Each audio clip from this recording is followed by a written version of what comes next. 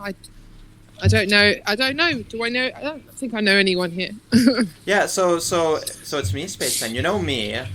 Ashley Yeah. is someone who is often on my streams, and he has a blog, and yeah, posts a lot of really interesting articles. Always sending me Cool. stuff, and then I have Self-Made Woman here who reached out to me on Twitter, and me and her have a little bit in common. So we were just kind of getting acquainted. Okay. Cool. So Self-Made Woman. I'm not sure if you're familiar with Natty, but Nope. she's active in like the men's rights. What do we call it? MRM. There we Okay. go. Men's rights movement. Yeah. All right. Okay. Pretty much. And then Natty had so you said that you have maybe just a little bit of time. So I thought maybe we'll talk about that for a little bit, and then we can move on to other topics afterwards. My streams are pretty casual. I have like a number of things to talk about, but I never get to all of it. But Yeah. So basically, I've been out all day, and I left my daughter with my mother-in-law, and my husband's was had her, and obviously she's probably asleep by now, and my son is almost asleep in his pushchair right now. So I can keep walking because he'll fall asleep in a minute, and then I can keep talking. But if I go home and I say to my husband, "Hi, by the way, I'm going to go and hang out for an hour. Bye," I'll probably get. yeah, so so you're multitasking a little bit. Get two birds. Yeah. All right. That's why I said I can come on, have a quick chat with you guys, and then and then I'll go. Yeah, well, I'm happy to have you on because I think No worries. Thanks for inviting me. Because I don't think we haven't had a proper chat since at the ICMI when we broke into the VIP lounge and took the chai lattes. Exactly. We totally need to have a good chat. So actually, self-made. Sorry, it's so how self-made woman is that? It's it feels like long. It's like it's like a long name, but you might have some interesting thoughts on the topic of that debate. Because if I okay, so I'm gonna try to restate it as brief as I can. It was on Lycan Theory's channel, and he describes himself as purple pill. So he's kind of like MGTOW adjacent, but has his own take on it. And specifically, you guys were arguing about men and women and relationships, and having multiple sex partners. And I think his stance was more that you can't have the same standard for men and women. Whereas you were you weren't even necessarily stating that there shouldn't be two different standards, but more so you were kind of bringing up the idea that, if you're a man who's had multiple sex partners, that can be a concern for women as well. And it seemed like in that debate there wasn't really that much clash, because as soon as you had each kind of clarified your positions, it seemed like there was a good amount of agreement. It was kind of the take I had. Like, it wasn't a very good debate, but it was a really interesting discussion. That was kind of my takeaway from it. But Yeah, I agree with you. I think he wanted it to be debate, and I think he thought that it was going to be a bit more. We're going to have some stronger, more extreme positions against each other. But I don't know. It's like he kind of during the conversation, it's like he kind of didn't know where to go with it. Anyway, we can talk about it a bit more in a minute. But yeah. Yeah, well, and I was listening to because like you guys are talking about all this, and then since I'm gay, like my perspective is just like whoa, they know how many. It's like a totally Hilarious. different thing, right? My nightmare scenario is that when you die, you're like at the pearly gates, and like there's just one test, and they're like you have to name everyone you've had sex with, or at least like give the number, and I'm just like, God damn it. So do you have Grinder down in HK? Yeah, you can use Grind. I mean, pretty much all the apps work. There's one that everybody uses in China called like Blue with a D at the end. I don't know if it's like Blued or Blue D. I don't know, but in Hong Kong, I think they mostly just use the same apps that Westerners use. And I think a lot of that's because people who travel around a lot, like people come here a lot, so. Okay. There's quite a wealth of those kinds of apps. I keep getting banned from them for no reason. Really? Yeah. Usually hit or miss. Yeah, like I got banned from Tinder. I think it was because they let you put like a song on there, and my song had profanity in it.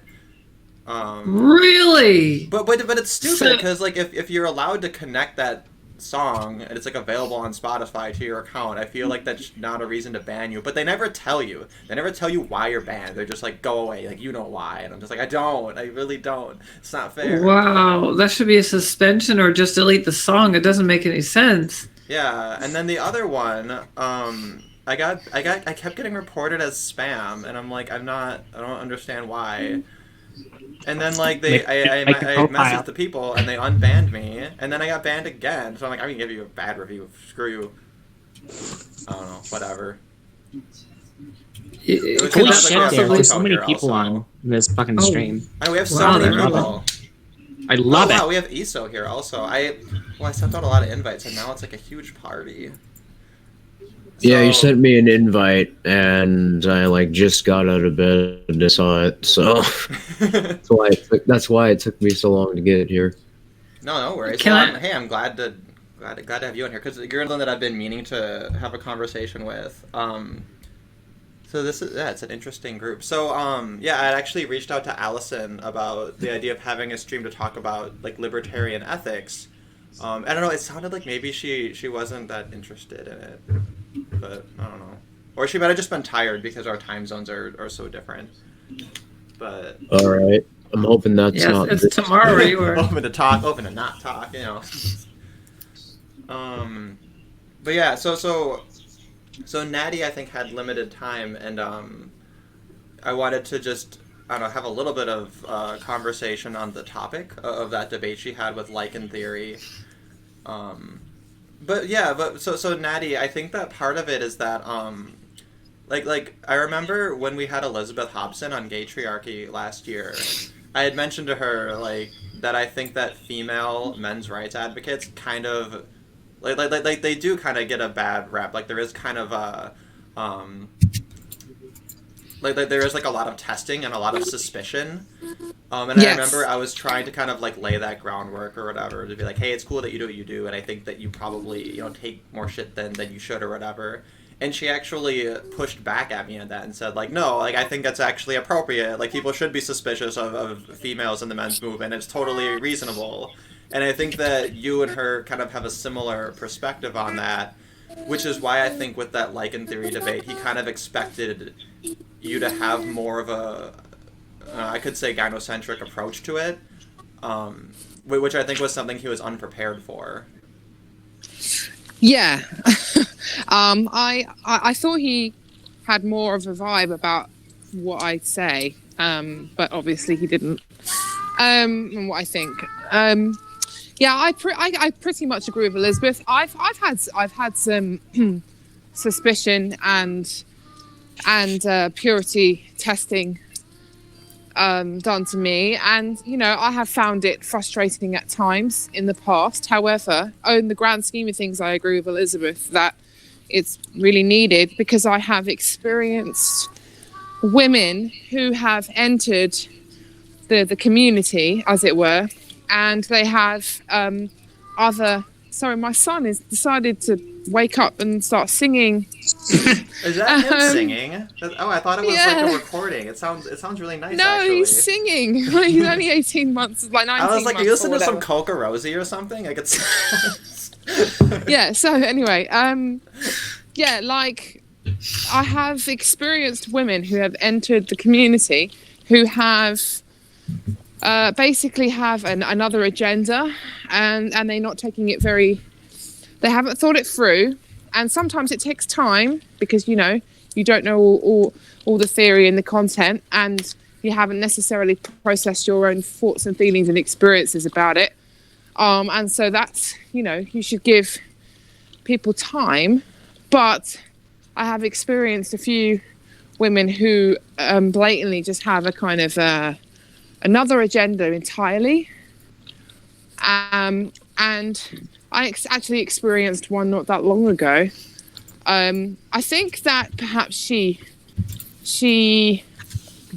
does have men's interests at heart in some ways, but she has a lot of her own drama, and so she brings her own drama to the proceedings and it's not really analysing why she's doing that, and basically thinking that she should just stop doing that because it's not really helpful for everyone else, right?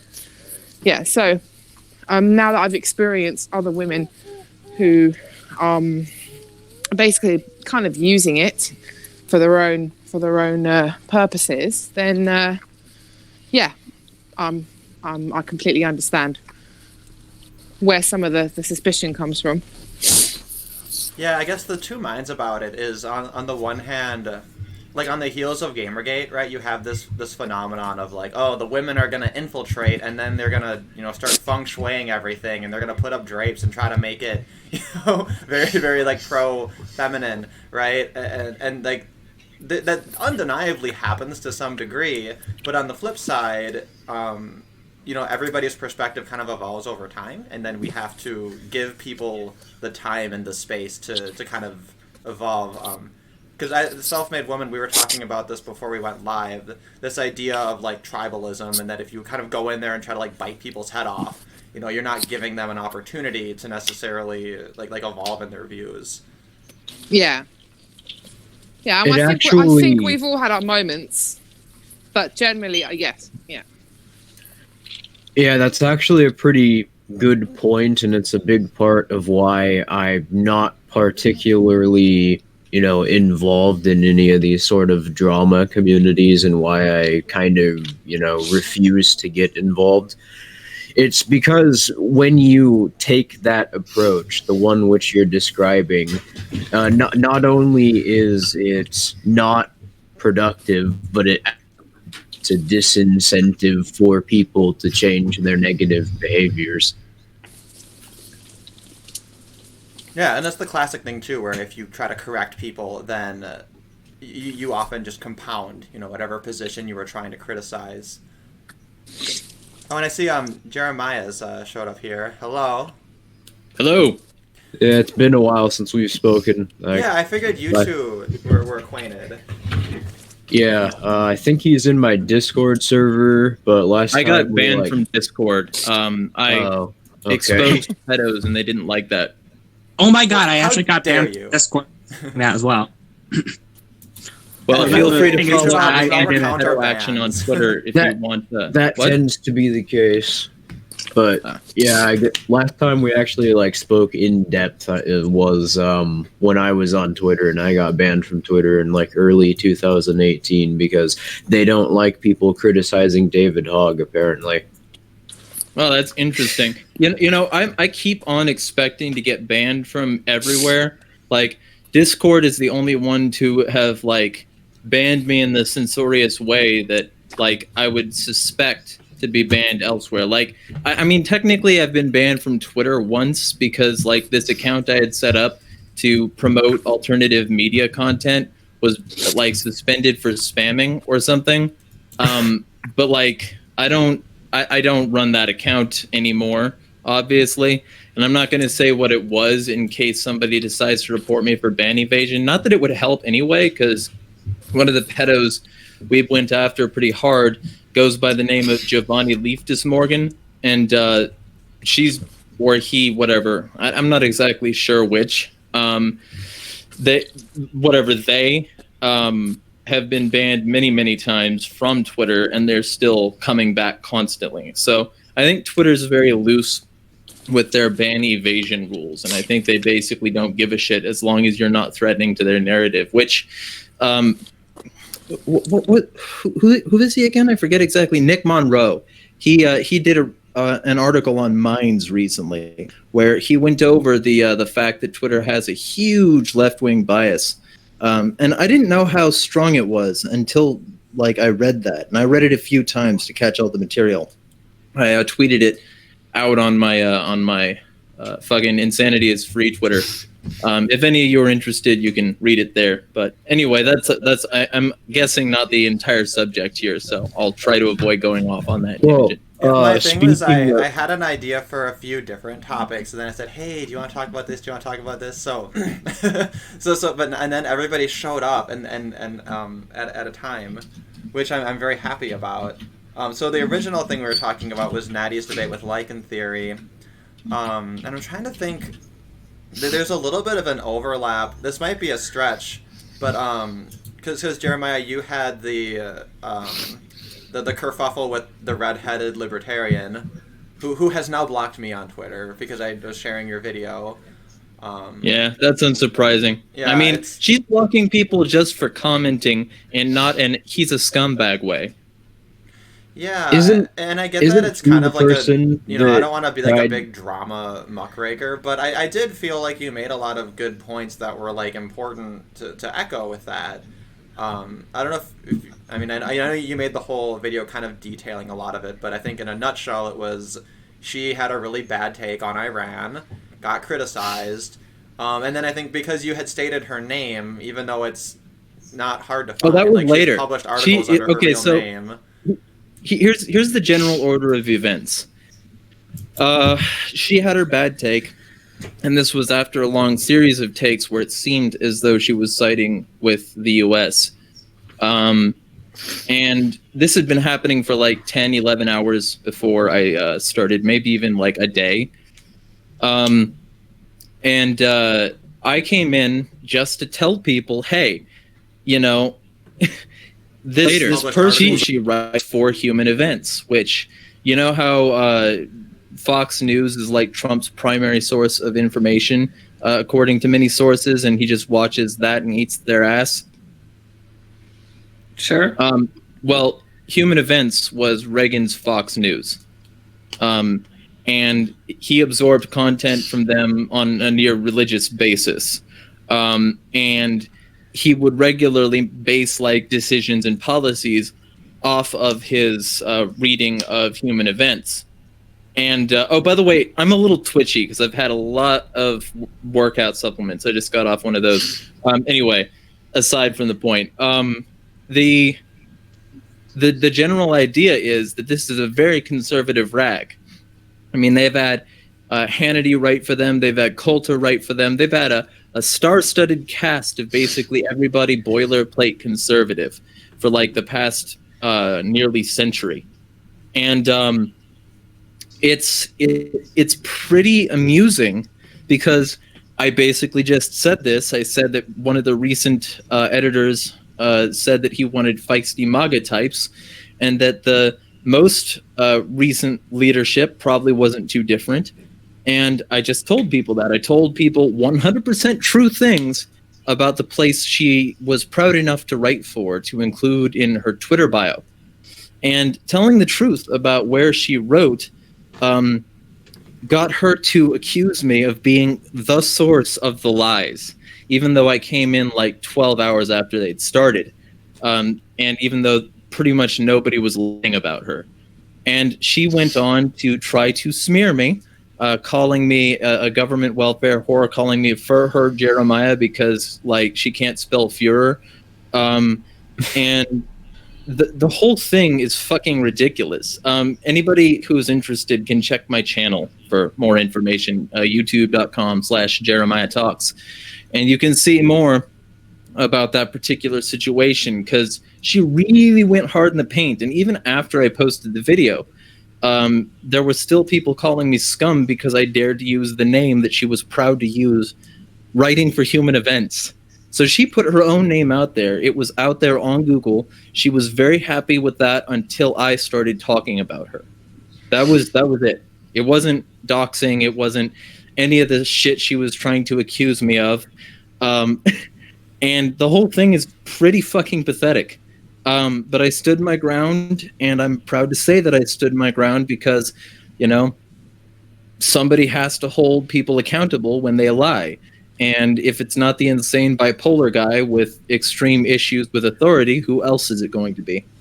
Well, what upset me about it is you had so many people who were like, "Oh my gosh, this drama's been going on for like a solid 48 hours. Why can't we all just kumbaya?" And I'm sitting there like, "Well, like you kind of have to figure out the truth. Like you can't just decide, oh well, we've all been arguing for so long, so let's all just not." You know what I mean? Like, yeah, just let her keep lying about me. Take down the truth. Yeah, It doesn't matter. And in theory, it should be easy enough for her to clear up since you kind of condensed it all. Like if you were not telling the truth, I feel like she could just clarify that. But Yeah, and just to clarify, you know, my primary source of income that takes care of a lot of it is a sponsor and longtime supporter out of Virginia. His name is Finian Cornelison, and he runs a private investigation firm called Liberty Professionals. You can go there, libertyprofessionals.com. There's a plug for you. So, like, I'm not government supported, but she still wanted to call me a welfare whore. Like, I've been on assistance in the past, but it was a while ago, and it certainly doesn't apply now. And so the whole idea of her, like, accusing me of being a welfare whore when I work fucking hard for my money, making more content than she ever has by many magnitudes, and still not having nearly as many followers because, you know, maybe if she started saying more of how she feels about things, people would walk, and stop relying so much on the fact that she's a redheaded libertarian. I like, it's just so fucking absurd. And like just hundreds of orbiters telling me I'm scum for telling the truth. Like... So it's not stealing, it's conquering. I would question whether or not she's even libertarian, honestly. Well, and that was what Cato I was trying Institute to... libertarian, maybe. Yeah, I wanted... That was the part I wanted to get back to, is this idea of, like, the conflict of having a big tent versus, like, having, like, a clear standard. Because that was the first I saw. It was somebody had retweeted her saying, yeah, you know, the embassy is legitimate sovereign territory of the United States government, and therefore, you know, it's the United States defending its property rights. And I'm sitting here like, this is I was like, I don't see that. But then people were saying, well, you know, maybe we should think about people calling themselves libertarian, which I know it's like it's like a bad stereotype of libertarians at this point, where we constantly are criticizing each other. But I think there's a good reason for that. You know, I mean, it's... Well, see, I'm all about... Go ahead, sorry. I was just going to say, I've been saying that for a while. One of the main problems with libertarian movements that I've identified is that they seem to want to be very coy about their actual, like, the sort of foundational premise which makes up a lot of their philosophical principles, because they're afraid that they're going to end up scaring a lot of people that they, you know, would otherwise appeal to off. Well, there are a couple of different problems with that, but mainly they're approaching it as if libertarianism is a political allegiance as opposed to a refutation to politics in general. Libertarianism doesn't need to act like that. It doesn't need to compromise, because it doesn't have, like, libertarianism is not proposing any sort of broad policy plan. As the only anti-political allegiance, libertarianism is the only one that's capable of appealing to every sort of marginal preference with 100% consistency on a philosophical grounds. So the only thing that refusing to actually hold firm principles does is it makes libertarianism weaker in terms of its ability to message, because it means that it doesn't actually serve as much of a refutation to as many things as it did previously. Well, see, and my issue is this. I advocate a big tent. In fact, I advocate the biggest tent. My particular type of anarchy is one that I had to craft, which is anarcho-coalitionism. I'm willing to work with any anarchist, mutualist, like anarcho-capitalist, assuming that you care more about like hating the state than hating the left. And anarcho-communist, syndicalist, agorist, it doesn't matter to me. As long as you're authentically against the state, I'll work with you. But a lot of these people aren't authentically against the state. They want a certain amount of statism. And as far as I'm aware, she's never called herself an anarchist. Despite being in the libertarian community, she's only written 2 pieces. One of them was on a conference about minds.com, and another one was on Robert Kraft and how he wouldn't be a criminal in a libertarian paradigm, despite him, supporting the state heavily. You think she makes herself more of a minarchist? Yeah, I think she used. Yeah, well, I know she does, because she has said in the past, and I think even very recently, that she thinks the government's appropriate role is justice and defense, and so she's not an anarchist. And I never assumed that she was, but the fact that she endorses boilerplate conservatism means that she's a boilerplate conservative, and the fact that she writes for a boilerplate conservative online magazine means that she's a boilerplate conservative. And to me, those things are relatively irrefutable. But add to that the fact that she lied about me as soon as I said the truth about where she writes. Yeah, I think that pretty much confirms it. Well, the problem with minarchy. I'm sorry to interrupt here. Are we live or? Yeah, we're live. What's going? Oh right, okay. Sorry. I didn't know we were live yet. My bad. Well, I'm really bad at starting streams, so I think I wasn't very clear about that. But yeah, right. we got Sorry, live, because so. I didn't actually really discuss what happened with the debate properly, because I didn't know we were live. Oh, I'm sorry. Okay. Does that make sense? I'm sorry. I was like, Natty didn't mention. So yeah, so let's loop it back to that, because I think. I'm sorry to interrupt this conversation. I don't, because I must. Yeah. Go on. See, I'm trying to make all of the libertarians into MRM people. That's my master plan here, which shouldn't be that hard. I think it's actually quite congruent. But well, see, my deal with any sort of rights movement. First off, I'm very sympathetic to MRM, and I definitely support the message conveyed in the Red Pill movie. But at the same time, my problem with most, quote, rights movements is that they conflate rights with political power. And that's the reason feminism is all about government control at this point. Anarcho-feminism is great. Anarcho-masculism is great. Non-anarcho, statist, any of these things is not. That's what leads to disproportionate disadvantage for men in the courts, and it shouldn't swing the other way. We should stop this pendulum, not let it swing the other way. So that's my one comment with that. Yeah, I'm largely sympathetic to that. I guess my point of departure is that I think it's literally impossible for a society to ever care about men enough. We're gonna lose interest in all the men's issues long before there's a lack of a need for it, just because it's so contrary to our nature. I don't believe until we get to transhumanism, and then we can have fucking cool anime. What was that anime? Forget. Ghost in the Shell. Yeah. Underwater, homosexual, weeb state. Yeah. Yes. Artificial app. My position. I'm just gonna say because I'm just gonna go out on a limb here and say I don't believe in human nature, though.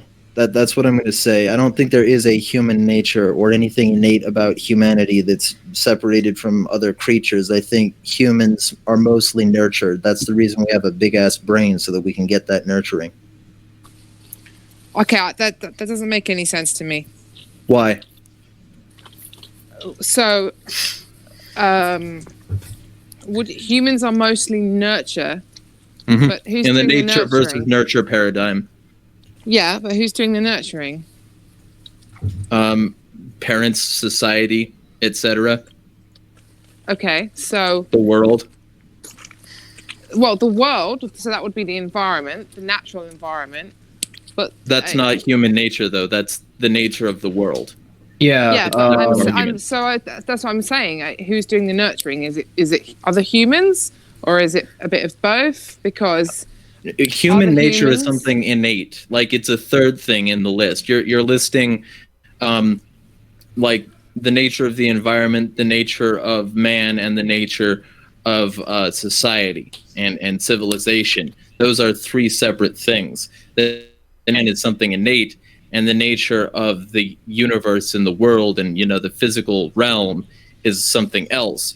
We're talking about whether or not it's nurture, and nurture is the sort of social environment versus the natural environment. Human nature is separate from the rest of it. So it's like that argument about. And the thing is, we know sort of beyond the shadow of a doubt that that's how it works. It's pretty easy to look up the phenomenon known as neuroplasticity, where new neural networks are formed, and how new neural networks form is based on environmental experience and how one sort of internalizes that information to themselves. So, but the other, just the logical problem in general with this sort of structuralist idea that there is a culture or there's a human nature which needs to be forced onto people, or people need to conform to some sort of external, intangible standard, is that it implies human nature. I would have thought that human nature would be the kind of starting point, and then the environment then builds upon that. Well, not then the other way what's around. To separate human nature from, say, the nature of a badger. Human nature needs to be inherently human, and to me, humans are much more nurtured than they are natural at all. And usually human nature arguments amount to a justification for an action caused by the nurturing of a human. Well, just what I was going to... But the nurturing was from another human. Right, but that doesn't mean that the nurture is an example of nature. What I was going to say, though, is that argument doesn't conceptually make any sense, though, because it implies that culture exists independently of human action. There's I think there's been studies, if I'm not mistaken, of where parents will actually prioritize a female baby's cries over a male baby's cries. Yeah, they respond quicker. I think selfish women. I think you were trying to get in a couple of times. Me? Who? Were you, I thought. Oh, maybe I'm looking at the stream, so it's delayed. I wasn't sure. Which one? Were you trying to weigh in? I wasn't sure because I saw you lit up a couple of times and then. Yeah, I mean, I was trying to weigh in. The thing I was going to say is that as far as human nature versus nurture, you've got your capacity. So you can be nurtured in for whatever, someone can try and teach you, socialize you, whatever, but there's still certain limitations, certain biological limitations. It's one of the problems that, for example, I'm a tranny, right? Trannies cannot be, you're never going to make a woman brain out of a male brain. So I'm one of those weird trannies who admits that I've got a male brain and there's only so much socialization can actually do for me to actually make me think like a woman. So it's the way your brain forms, right? Like literally males and females' brains form differently. And I'm not trying to invalidate your experience here. What I'm trying to say is, in terms of this nature-nurture paradigm, saying it's human nature is saying that it's endemic to humanity. There are things that certainly are endemic to humanity. For example, there aren't that many species out there that have the capacity for religion. There aren't that many species that have the capacity to even recognize the sense of self or be able to plan for the future. But there are others. There are others, but there are none that have all of the things that humans have, and that collectively is what makes up human nature. See, I don't see that. because It's a collection of I think capacities. anything that's cross applicable to many species is in the nature of one. And I Well, also think that when it's- you start talking of human nature, you're starting to say that because of this nature, because of this brain pattern, we're predisposed to religiosity or something similar. The whole point of human nature arguments is to justify actions in a certain nature. If that's not the case, then there's no point in bringing up any sort of isolate human nature because it doesn't manifest. Well, I can see where you're going with that. It is. Would you Okay, agree so- that gynocentrism is a part of human nature, but it can be resisted?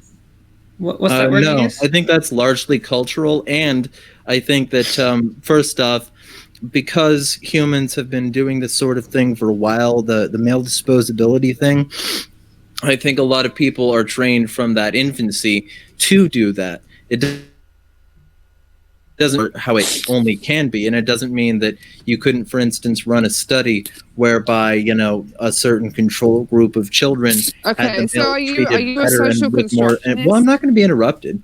Sorry, I know because I've got to go in a minute, so I just want to contribute and then a little bit Okay. more, and then I've got to go. So are you advocating for? Are you basically saying that social constructionism is that what you're talking about? I'm not necessarily advocating for social constructionism. What I'm saying No, I mean, is, do you agree with what I, it? what, Because I think that there are merits to it. I'm trying to be like scientific and evaluative with this. Like what I'm saying is that if you're going to make an argument from human nature, you're going to make an argument that nature will certainly follow because reaction action, like relativity. And so if we're going to discuss a nature, we have to say that nature must have certain elements that follow from it. And by that token, we're saying that certain things are a result of human nature rather than a result of nurturing. And I want to say Right, that, okay. like, generally speaking, the nature elements of it are so minimal compared to the power of nurture, to the power of the choices we make and the societies we voluntarily build, that it's almost pointless to bring up except to justify actions that are otherwise unjustifiable. Okay, so I'm a mother, right, and I've got two Mhm. children, and I have observed behaviour from my young children that I would just describe as innate, and Like what? I have for example, at my daughter's kindergarten, I watched a bunch of 3-year-olds together, and I watched the behaviour of between 8 to 10 boys versus the 8 to 10 girls, and you can see trends and patterns of behaviour that the boys will express and the girls will act out and express. And I've seen it over and over again. And Are you a teacher? I'm not. I have been a teacher. Well, not a qualified teacher, but I have worked with young children, and I'm a nanny as well. And I've seen this, and I'm Okay. not convinced that a 3-year-old is acting out this typically male or typically female behaviour at the age Well, of what do you 3 mean typically as a male or result typically of female? nurture rather than nature. Yeah. Well, what do you mean by that? You got to classify what these typically male and typically female behaviors are. Like that's how science Okay, works. so You gotta I will give you classify. I will give you an example of what I'm thinking about. So in this kindergarten, the kids go to this tree. It's like a tree that's fallen down and it's large, and they go there every day and they play at the tree. And the boys will form into a kind of group, and they will say, "Okay, let's build a crane or a bridge from one branch to the other," and then they will organize themselves with someone who's leading it, someone who's going to get the sticks, someone will go and get something else, and then they'll, in a kind of orderly fashion, start I don't know. It's like they're constructing something together, and then sometimes this turns into a bit of a competition, generally. But the kind of construction and delegation that always happens. It always happens in that way, and it's always in this kind of large group. Same with bonobos. Yeah. So it's not human nature; it's the nature of animals that the males try to find a way to make female life habitable. So then your debate but then is just because we have one behavior that's similar to an animal doesn't mean that we can't then say that it's human nature too, like what the person was saying earlier. So it's not just it's human one nature animal. when it's combined with all of the other attributes and so characteristics. you're talking about a higher nature, right? You're talking about something that transcends our animal instincts. Yeah, I'm talking about something uniquely human, and I'm saying that like all these like construction things, all these general social organization points, like many of them can be observed and in high cluster competency with other species, which means that like effectively it's not human nature, it's mammal nature or animal nature. I'll be specific. If I ever use this argument about human nature, I will say male nature or female nature rather than that would be more nature. Appropriate, but like I would still that say is male actually human something or that male. I generally do. I don't tend to use the term human nature. Okay, well, and like to me, I would say like this is the typical organization pattern of a human male. I mean, it's not as catchy as human nature, but I think that when people use the term human nature, they are referring to something, like you said, that is uniquely male and female together, right? And so if you want to discuss what that behavior is, I don't know. Because here's the thing. When people talk about human nature, it's almost always designed to explain an action that took place. So like if you have the human nature argument, it's almost always designed to be an explanatory thing for a phenomenon, which means that if you say human nature, you're trying to say that this is endemic, that it's not based on nurture, that culture couldn't change to change it. It's just human nature. And to me, I oppose that argument. I think there's a significant amount of cultural sort of like framework that could be altered in order to alter the general way humans interact with one another. And I'm not alone, and science is proving it. Just the elites that are trying to do this are doing it for the wrong reasons. They're designing societies that manipulate humans based on their want for power and profit, etc. And that's why we have the Davos elite, because they know what I know. They know that human nature isn't really there, and that it's mostly about like how you organize the society. It's like you know that Rat Park thing where like they found out that it wasn't necessarily the drugs that the rats were addicted to, but that was the one where they controlled for everything, and when they improved the cage, the rats stopped being so addicted. It's the same thing with everything else. You got to change the cage, or in this case, like in my case, try to raise the beauty of everything else, and then they'll start to organize differently. It's less about human nature and more about the fact that for millennia, humans have been fucked over by a very small percentage of human nature. Why can't it just be the human capacity in many other species? Well, I don't yes, see but no, what makes humans nature. Think about like intersectionality. Human nature is intersectionality. All happens to stack all together. No other creature happens to have all these intersecting capacities that we do. Well, we don't. That's why we're on the top of the food chain. Why we've conquered the world, and why we're also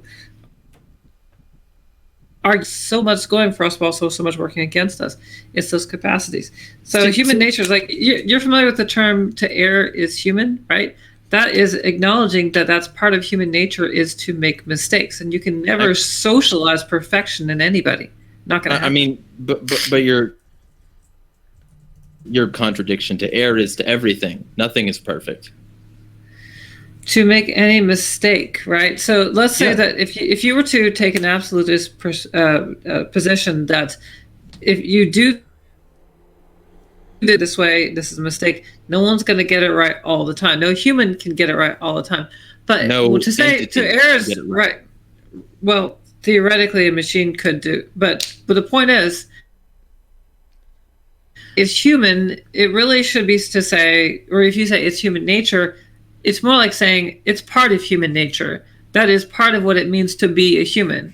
But anybody who's watched like a cat video compilation can fuck up. Like, right, but the point is, when someone talks about something's nature, they're talking about one facet of its overall nature. Then what's the point nature, of bringing up that? For some people say, well, that's not there. That's not who we are. That's not what we're capable of.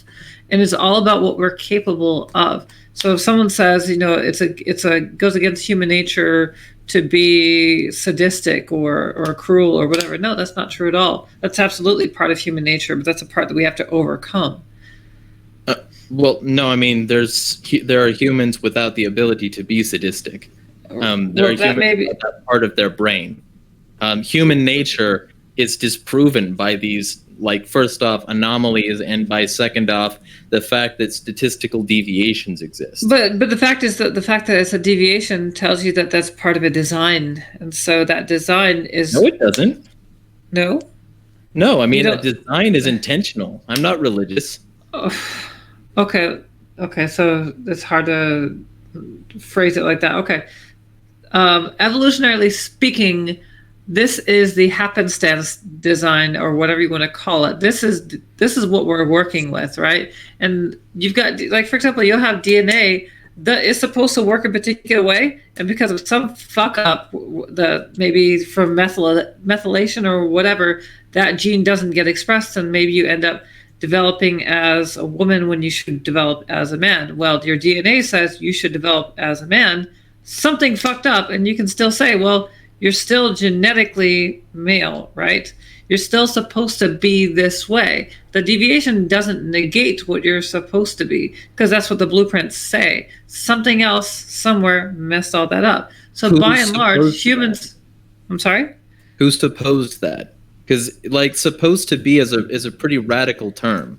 What I'm saying is, you write out a code, and it's supposed to be interpreted a particular way, and somewhere something gets in the middle, and that code doesn't get translated. The information doesn't get passed on. Right? I would argue that that's then, first off, not human nature, because that's yet another example of a statistical deviation. Human nature, like I said, is that overall capacity. But the overall capacity is countermanded by the fact that it's also collective as well. So you're looking at the averages. So maybe not everybody's going to have all the same skills or all the same inclinations or aptitudes or whatever. But you can say, by and large, yeah, that's part of what it means to be human. And so by that particular token, anybody who isn't all of those things is less than human, because we're setting a standard of 100% humanity. Well, certainly, if you don't have a lot of those, that you might say that in some way you might be subhuman. Yeah, I disagree strongly. I think that all those people are still humans, still Homo sapiens, and whether or not they have all the traits, this is where you might separate. You could say, yeah, they're Homo sapien, but are they human? The distinguishing factor. So, well, yes and no, because when someone's talking about human nature, they're talking about particular capacities. For example, the capacity for love, the capacity to hate, the capacity to feel anything. Those are all basic things that you can expect. It's like, for example, if a car doesn't drive, it doesn't have any wheels, is it still a car? You go, well, yeah, it's still a car. Well, then it's a useless car. So as far as we're concerned, it's junk.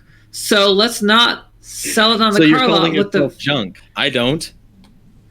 Well, some people draw a line, and I think most of humanity actually draws a line somewhere. That's an appeal to common practice, not a logical, rational, or scientific term. Well, when you're talking about taxonomy anyway, for example, where do you distinguish between a species and... You know the breakdown, right? So you got genus, species, and all that. Okay, so where do you distinguish? How far do you break it down to species and subspecies? At what point does it completely evolve to be something different? At the point at which it becomes like, a statistical norm in some capacity. Well, we have statistical norms. We absolutely have statistical norms for what it means to be human. These organisms have bred and crossbred with each other for a significant period of time. Yeah, okay. So, for example, to become their own species. There's a reason why we have a field of psychology, because if everybody, it would be completely bunk. But the thing is, there is science. You should talk to a psychologist.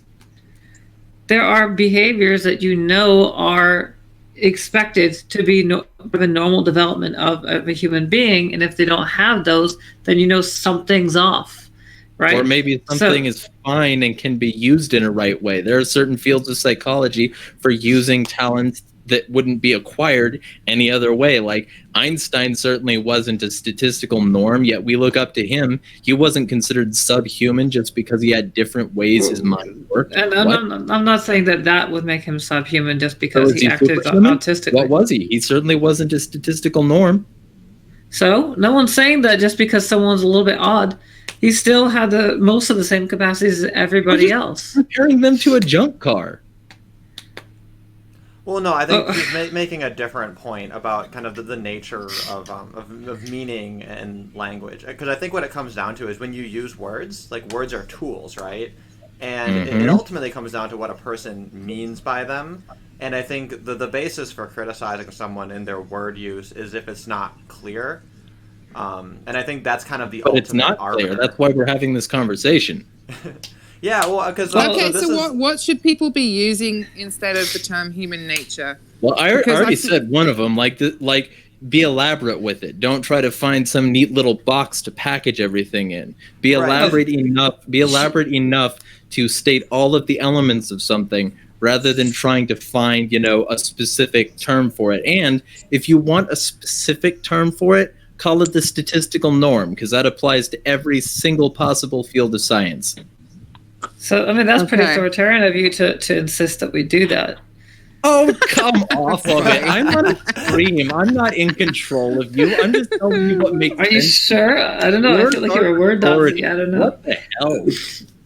Okay, He's well, invoking I the don't patriarchy. I don't mean to be authoritarian. This is structural violence in action. but Yeah, a guy messing with his gunsy hair tie is being so violent.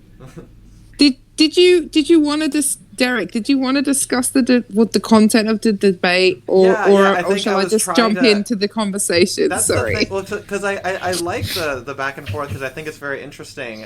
I was trying to set up kind of a stage for you to talk a little bit about the debate. And Lycan Theory is in the chat, by the way, which is cool. Really? God. I've really joined the YouTube internet culture now, haven't I? I've arrived. Well, you know what else is exciting is I think this is one of the only times I've had women on my stream. I invite women all the time. We have and mostly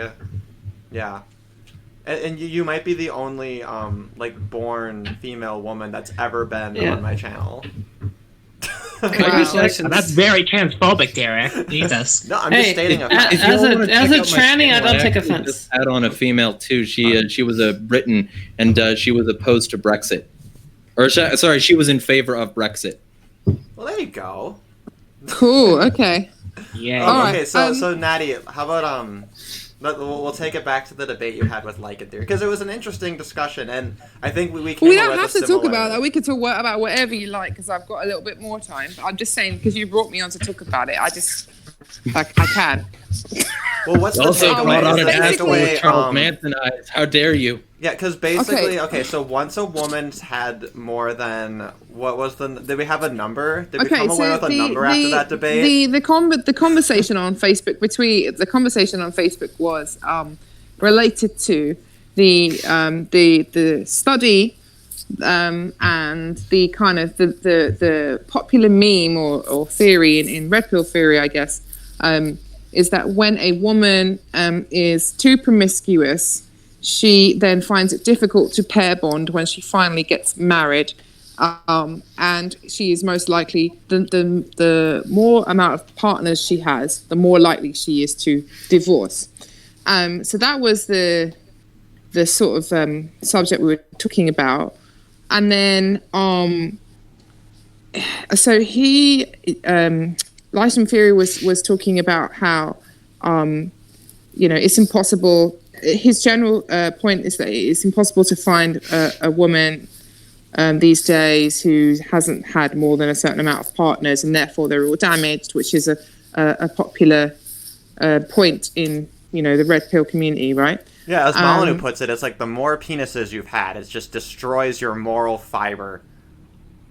Yeah, and I also think that the other argument is that it destroys the psychological ability to pair bond hormonally, I guess, and kind of psychologically with your husband that you eventually get with. And that's what the study is trying to say.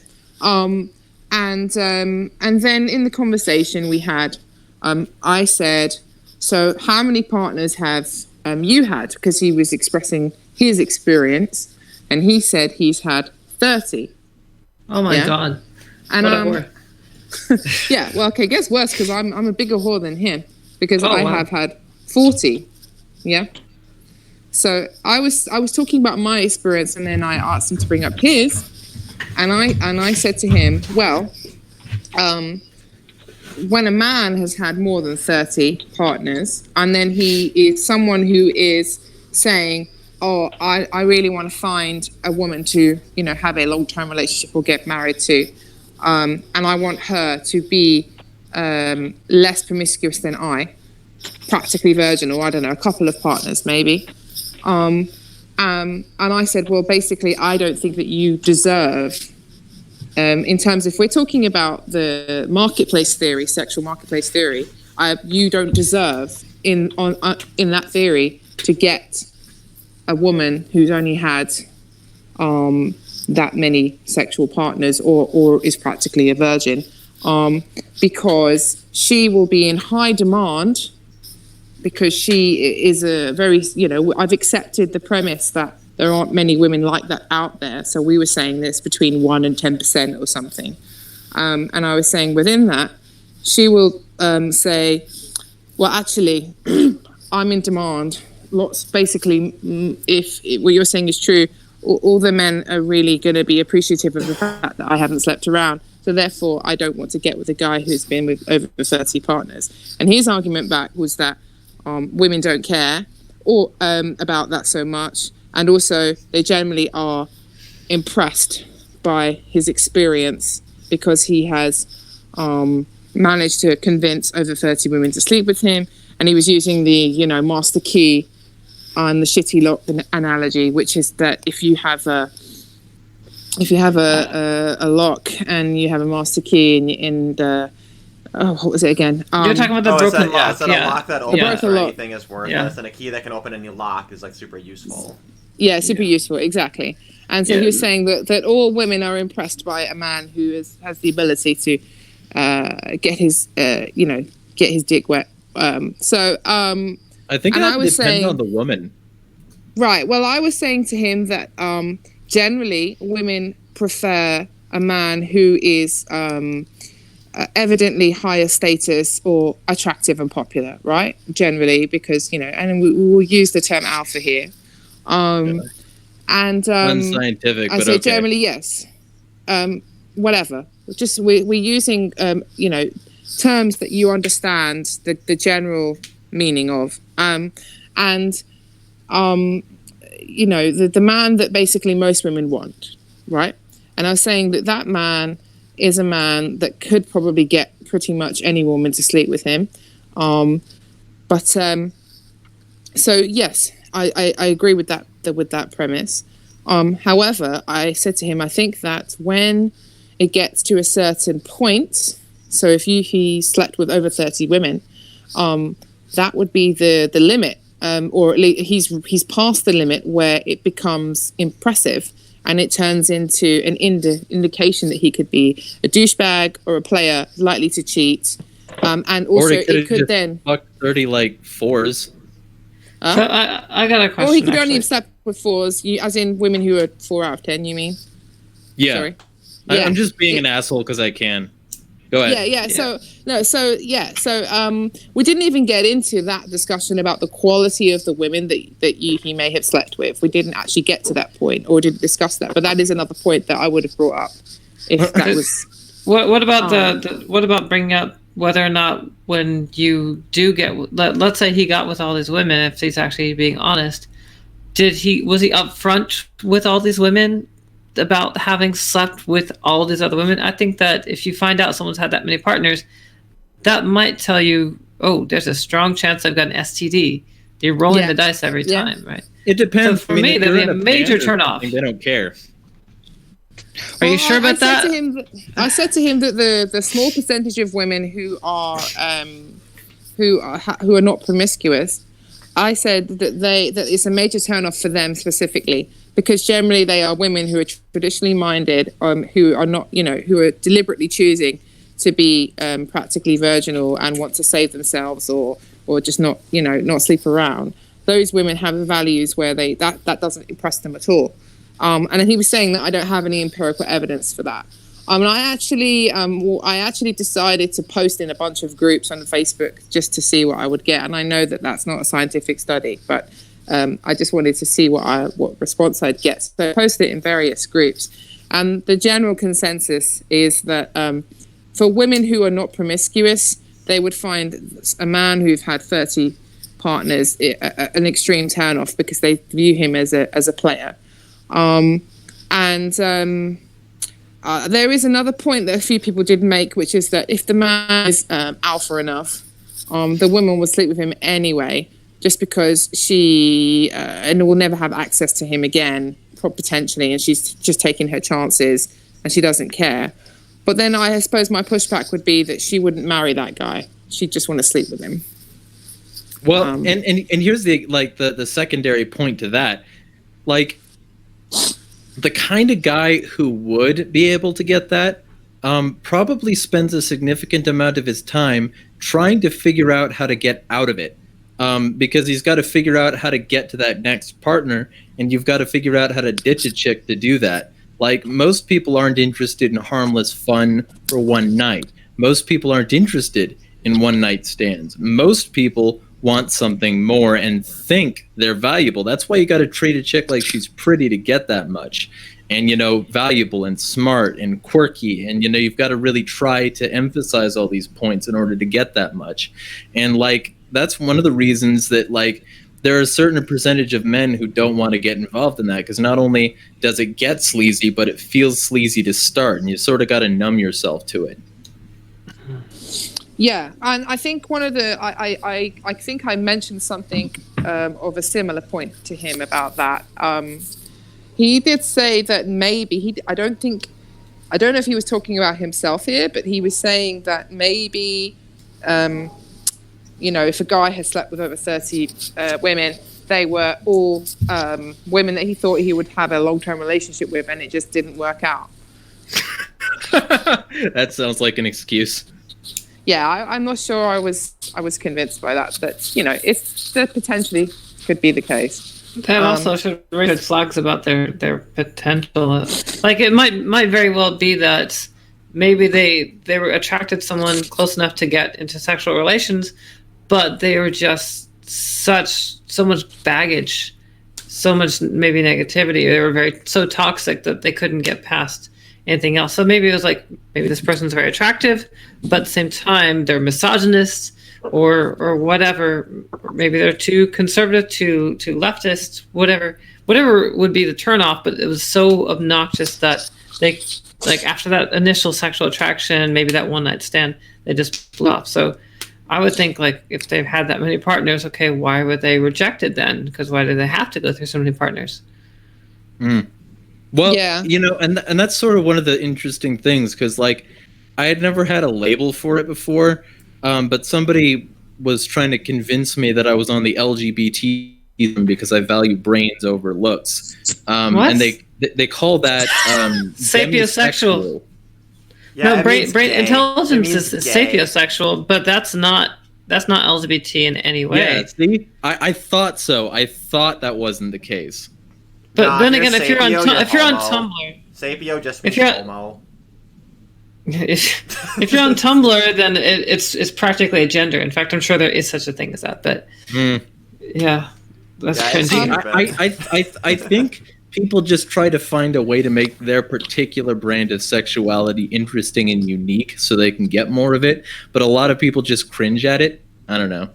Well, Yeah. yeah. I mean, but what I hate is how people look at the LGBTQ coalition and like membership in it as this like divine thing, because so many people their moral righteousness is based on like, oh, I stand up for the gays, I'm an ally, blah blah blah, and that's why people get so offended if you say, oh, well, we should just include all of the paraphilias and all of it, just make it, add the necrophiliacs and the pedophiles to the Rainbow Coalition, and everybody gets so upset by that, right? Watch Short Fat Otaku's recent vid on the new guy thing. It's very, very good. Oh, on that meme? Yeah. That very, very wholesome meme. But yes, yeah, Short my Fat whole thing Otaku is, made a good video on that particular thing you just said. Oh, who is that? Sorry. Short Fat Otaku. Oh, Sorry, Short I Fat speak Otaku. quickly. Okay, I remember him. Yeah, but basically, like, your sexuality should be value neutral, and that's what, that's what so many gay people want, is to just exist and let it be a value neutral thing. And I think a lot of trans people want that too. Like, they want just to exist and for it to not be this inherently good or inherently bad thing. But so much of the push for pride is to make it an inherently good thing, right? It depends. It depends. Some people actually really rely on that because there's nothing else going on in their life, so they really latch on to the identity politics just so that they can feel included in a group. In fact, I think that a lot of people end up. Go ahead.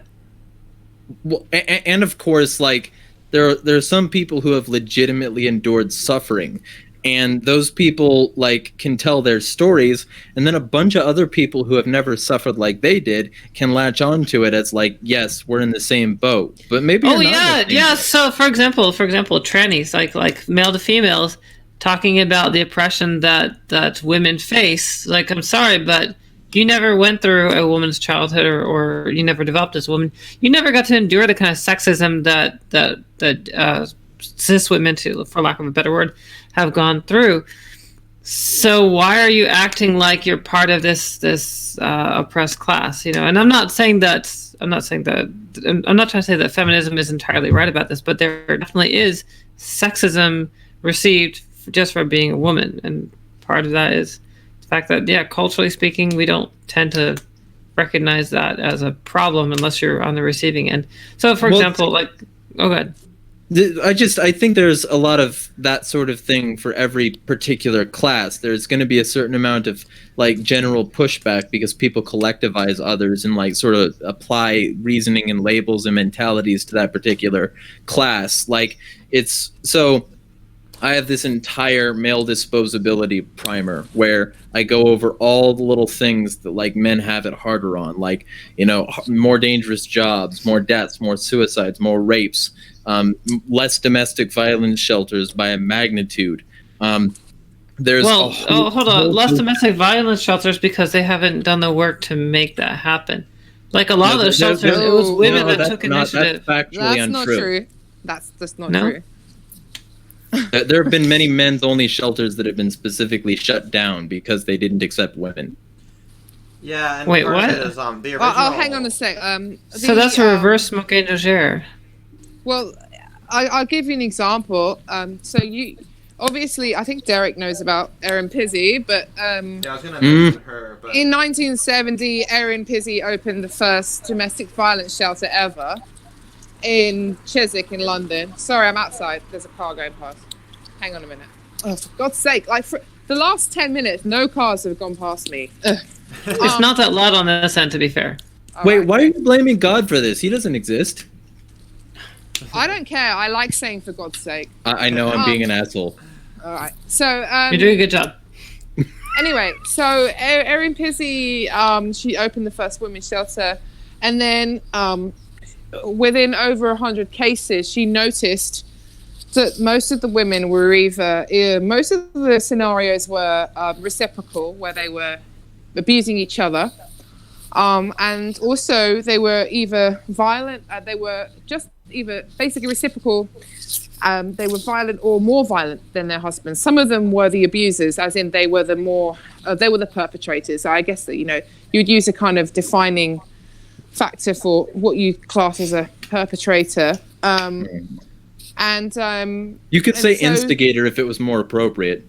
Yeah, instigator, because she found that when the scenario was reciprocal, the woman was the majority of the time the instigator. Okay, and then she said in the minority of cases where the woman wasn't reciprocal, they were a minority, and those women tended to come to the shelter, and they would leave very quickly, but the rest of them tended to stay there longer. Anyway, that's a side point.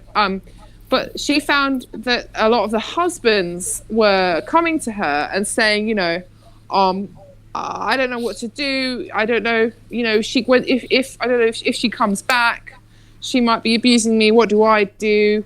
You know, and so she thought, okay, maybe there's a need for us to help men. So she started trying to set up a male shelter. And she found that no one wanted to give her money for it because she had lots of rich benefactors, and they just were like, men? Why would we do that?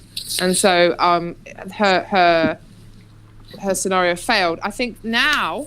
Oh no, it succeeded because it succeeded and it was shut down. No, not for Erin. No, not for Erin Pissy. Never actually managed to. Really? I thought she did. No, she had a. No, technically she did. Well, okay. She had a co-opted. shelter for 10. No, she had a. No. She had a shelter for teenage boys who were the sons of the women in the shelter, and she tried to get another shelter that was for grown men, adult men. Okay. But she never managed to succeed because she couldn't get anyone to fund it. And then eventually she got chucked out of her own shelter. So the culture wasn't prepared to recognize that because they took a macho attitude that men can't be harassed. Or you think that's more like it's still the case today, now. Are you sure?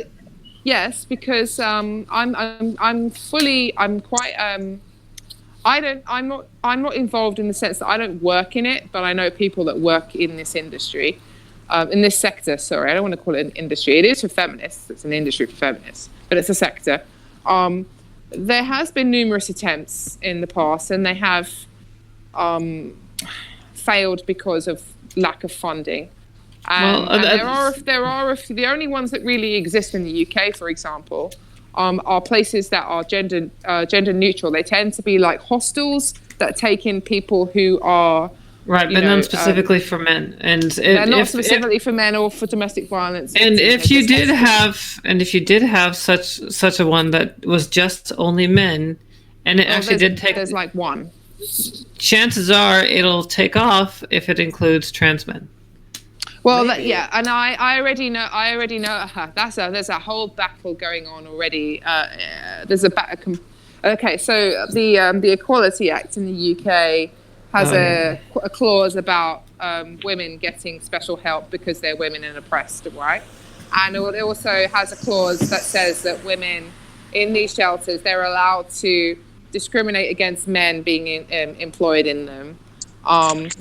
And so actually the trans lobby are pushing back against that by saying that these shelters are discriminating against them because they are trans women. And so that battle is happening right now in the UK. I know what you're talking about. Yeah. So are you familiar with Rose of Dawn? Who? Rose of Dawn. You should follow Rose. Yeah, Rose of Dawn. Trigonometry recently. She was. So she's British and she's covered this kind of thing. I'm very content creator. Yes, she is. Okay. So check her out on Twitter and YouTube. She's got a great show called Trans Stupid. So keeps you in the loop about all the stupid shit that the TRAs are doing. And actually, one of the reasons why I've been trying to get out there on Twitter and YouTube myself is because I'm tired of the fact that TRAs are giving us a bad name by trying to encroach on other people's rights. For example, women's rights, saying we have a right to these spaces and shit like that. And it's really bad in Canada, but they're definitely trying to push it in the UK. And the result, I'm sorry? Yeah, like in women's sports. Yeah, and Jesus Christ, yeah. Well, that's our major Well, point of incidentally- departure. Is I actually want that. I want women with big chiseled abs and swinging dicks to go into all the female sports and just like annihilate them. Yeah, so the young girls will look at them, not know that they're trans, and think I'm never going to be able to measure up to that. I don't think that's a good idea at all, and it makes me angry. Yeah. Also, but another thing is the mermaids in the UK is pissing me off too. So Oh God. See though, Don't- yeah. my one contention with you is that that's not a women's rights issue. That's a company's rights. Those, I mean, the people who run these fighting agencies, for instance, that like UFC, for instance, that decided to allow this sort of thing, are the ones who have that power, and it's not a woman's right to compete in the UFC against other women. So yeah, you can say that some of them are companies, some of them are schools, a lot of them are institutions, and you're like, well, then it's up to each individual institution. But when the culture, the people themselves don't get any say in this at all, you've got cultural engineering going on right now that is specifically alienating women. So you want society to run an individual's life. I'm saying that the culture has a right to dictate its own on its own terms. If that's what the people I don't want. think culture has a right. I think individuals have rights. I'm a libertarian anarchist. Yeah, well, So I think you're both right about this actually, because the issue is that ideally, I think what Jeremiah is saying makes the most sense. The problem is we're still within like a statist paradigm. So if you're looking for something that might be a solution happening, like in the short term, like we do have. Well, to the look at palliative holding solution is institutions. boycott. Huh? It comes to, yeah, you could do that, but in the meanwhile, when you don't have many alternatives, there aren't that many platforms, there aren't that many different competitions out there, whatever. People are limited to what they can do, and if let's say you raise your daughter to be a runner, right? She's a really great sprinter, and then there's no other game in town. If you want to compete as a sprinter, then you have to compete against men. Then I guess you're going to have to concede against competing against men, but it's not fair. Then open up the International Turf Fighting Championship. I'm sure you'll get applicants. Well, I think we should do the opposite, right? We should open up like the international, like super pro trans one, where it's just like my boxing ring, where just like men beat up women. There needs to be a separate category. Trans women are not women. Listen, trans women are not women. Trans men are not men. It's just a fact. We are biologically different. Now, you could make the argument that trans women are trans women, right? They've got their own unique stuff going on, and trans men have their own unique shit going on. Put them into their own special classifications, but you should not be pitting them against someone of the same so-called gender, which I would argue that most transgender people do not in any way imitate the gender that they're identifying as. So let me get this sorry, straight. and I'm a tranny. So let me get this straight. Let me get this straight. The reason that there aren't any men's shelters is because people haven't put in the work to do it. But the reasons that women's rights are being trampled is because the only game in town is that. Huh? Is that how this works? That's not what I'm saying at all. Well, the main thing I wanted to ask about Jadis was like, yeah, sure, that sounds very fair. Like, I don't think that, trans women, or let's just say biological men, should be, fighting in like sports with, cis women. That makes sense because, this testosterone is a hell of a fucking drug. But would you concede that it's also unfair for women to be invading male spaces, such as what happened to Boy Scouts? How gay male actually, spaces it have been would. taken over? I would say that was absolute bullshit. The thing is, listen, no, because this comes down to masculine and male nature, right? So you don't teach boys the same way you teach girls. Now, not all boys learn the same way, not all girls learn the same way, but there are trends, right? And so there's nothing wrong with having a masculine environment playing to masculine strengths, and you bring girls in. I'm sorry. Trans exclusionary radical Boy Scouts. I think you can have a separate thing if you want to have girls and boys in their own thing. Fine, but the issue isn't even necessarily that you've got girls and boys together. It's the fact that they pushed themselves into this space. They insisted on making it woke. I feel like and inclusive. It's kind of like when Hollywood decides that they're going to change the gender of a character or change the race of a character to be woke. No, just create your own new character. You don't have to ride off of the success of one that's already been established and alienate a fan base. You don't have to do that. I Just do recognize your own what you're separate saying, but two things are like I hate to use the word, but problematic about that logically. Okay. First thing is they're not forcing their way in if a quote private institution decides to let them in, like Boy Scouts in Hollywood, right? Yeah, but Second off, if that happens and you don't like it, you just said that the reason that men's shelters aren't a thing is because people aren't putting in the work. So put in the work, make TERBs, make trans exclusionary radical Boy Scouts. I don't care to make that myself. You can do that if you want to do that.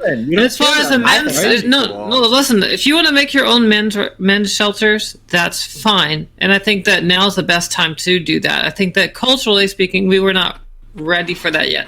I think there was a lot of sex. Just shut it down. That's the real flaws. I mean, I have an article. It's like this. It's like this. It's just like when a man says that he's been raped. Most other men don't take him seriously. Culturally speaking, you still have men, seriously, but they can't express it because of the society. I mean, I have a lot of people who tell me that they've suppressed their reactions, even though they had one. Quite possibly true, but there's this expectation that men behave a certain way, and you just don't. You don't talk about certain things. Well, so yeah, it's the culture has to be ready for that. Anyway, the culture. I wanted to bring something. As someone who sort of knows, as someone who knows the people who work in that sector in the UK, I would say that yes, the culture, the tide is turning towards. There is more sympathy towards men as victims of domestic violence now than there ever was. So, I think that perhaps your comment that men need to put in the work or people need to would be a valid comment in, say, 10 years. If it hasn't happened in 10 years, then, but for now, the attempts for it to have happened so far have been, feminists have lobbied against it. Absolutely disastrous. Culturally, gynocentrism, etc. People just don't see a need for it, despite the fact that 88% of the homeless are men. Yeah, but in defense of Jadis, actually. In defense of it's men are part of the problem. Men are. Yeah, no, I mean, men have a gynocentric bias against each other. So and so I didn't say that it was only women. I'm just I'm that's not what I'm saying. I just want to get that out there. Yeah, I'm saying that 88% of the homeless in the UK are men, right? And and that's pretty commensurate with other first world countries, by the way. Yeah, and it would be great to get the data. I can't think of. I know someone who might have something close, but I don't think there is a. Well, there might be, but I haven't seen a study that tells us what percentage of those homeless men are homeless as a result of domestic violence. But I know that there is some data that tells us how many of them are homeless due to family court and divorce. I feel like in that data and PTSD and shit like that. Yeah. I do know that people I know who are advocates who work for men who are in horrible parental alienation and family court situations. This one lady that I know who works with lots of men all the time, she said to me that she's collecting, doing a case, collecting all the cases, and she'll have a sort of a substantial enough number to report it eventually. But so far, she said that the majority of the men who contact her, and they are suffering, bad parental alienation, where the ex won't let them see his kids, etc. They were almost always the victim of emotional abuse and physical abuse, domestic violence from the female partner before they split up. And often the parental alienation is happening because he decided to leave the woman and the woman didn't want him to leave. And so she just does parental alienation as an extension of the abuse against him, so she can continue doing it. And this has been recognised by Philip Davies MP, who is the only MP in the UK who talks about men's issues. And Only? Yes, Yeah. only. That's fucking weird, dude. I mean, Dude, I know that there's even a huge statistically vacuum. What do you normally. mean? It's not much different in America. I mean, No, in America, how many there's of your zero. There are a MPs significant amount of people in America talking. No, I no, think no. you'd Yeah, be there I are said surprised. people, but no MPs. politicians. I said, No politicians. I'm care sorry, about what men. politicians? No. Well, actually, That's no. what I There said. was. Hold up. There was exactly a libertarian politician. With Sorry, the were name they of in Cash. office? Were they Vermin in office? Supreme. No, he ran for. No, he ran I'm for talking- office. And Sorry, Laura, let me rephrase that. An MP who is elected in office, as you call it in America, someone who has Okay. who is elected. Okay, so he is literally the only. I think there has been some support for recognition of parental alienation, and also some support for some policies that would encourage parents to stay together from the But a strict Conservatives, minority. couple. But those policies were not. They were not gender specific, really. The fatherlessness one was kind of, but it was not framed that way. There was a couple of politicians that supported that, but apart from that, anyway, Philip Davies is the only MP, and we've got this domestic violence abuse bill going through currently, and he was challenging it by basically trying to include parental alienation under the definition of domestic violence.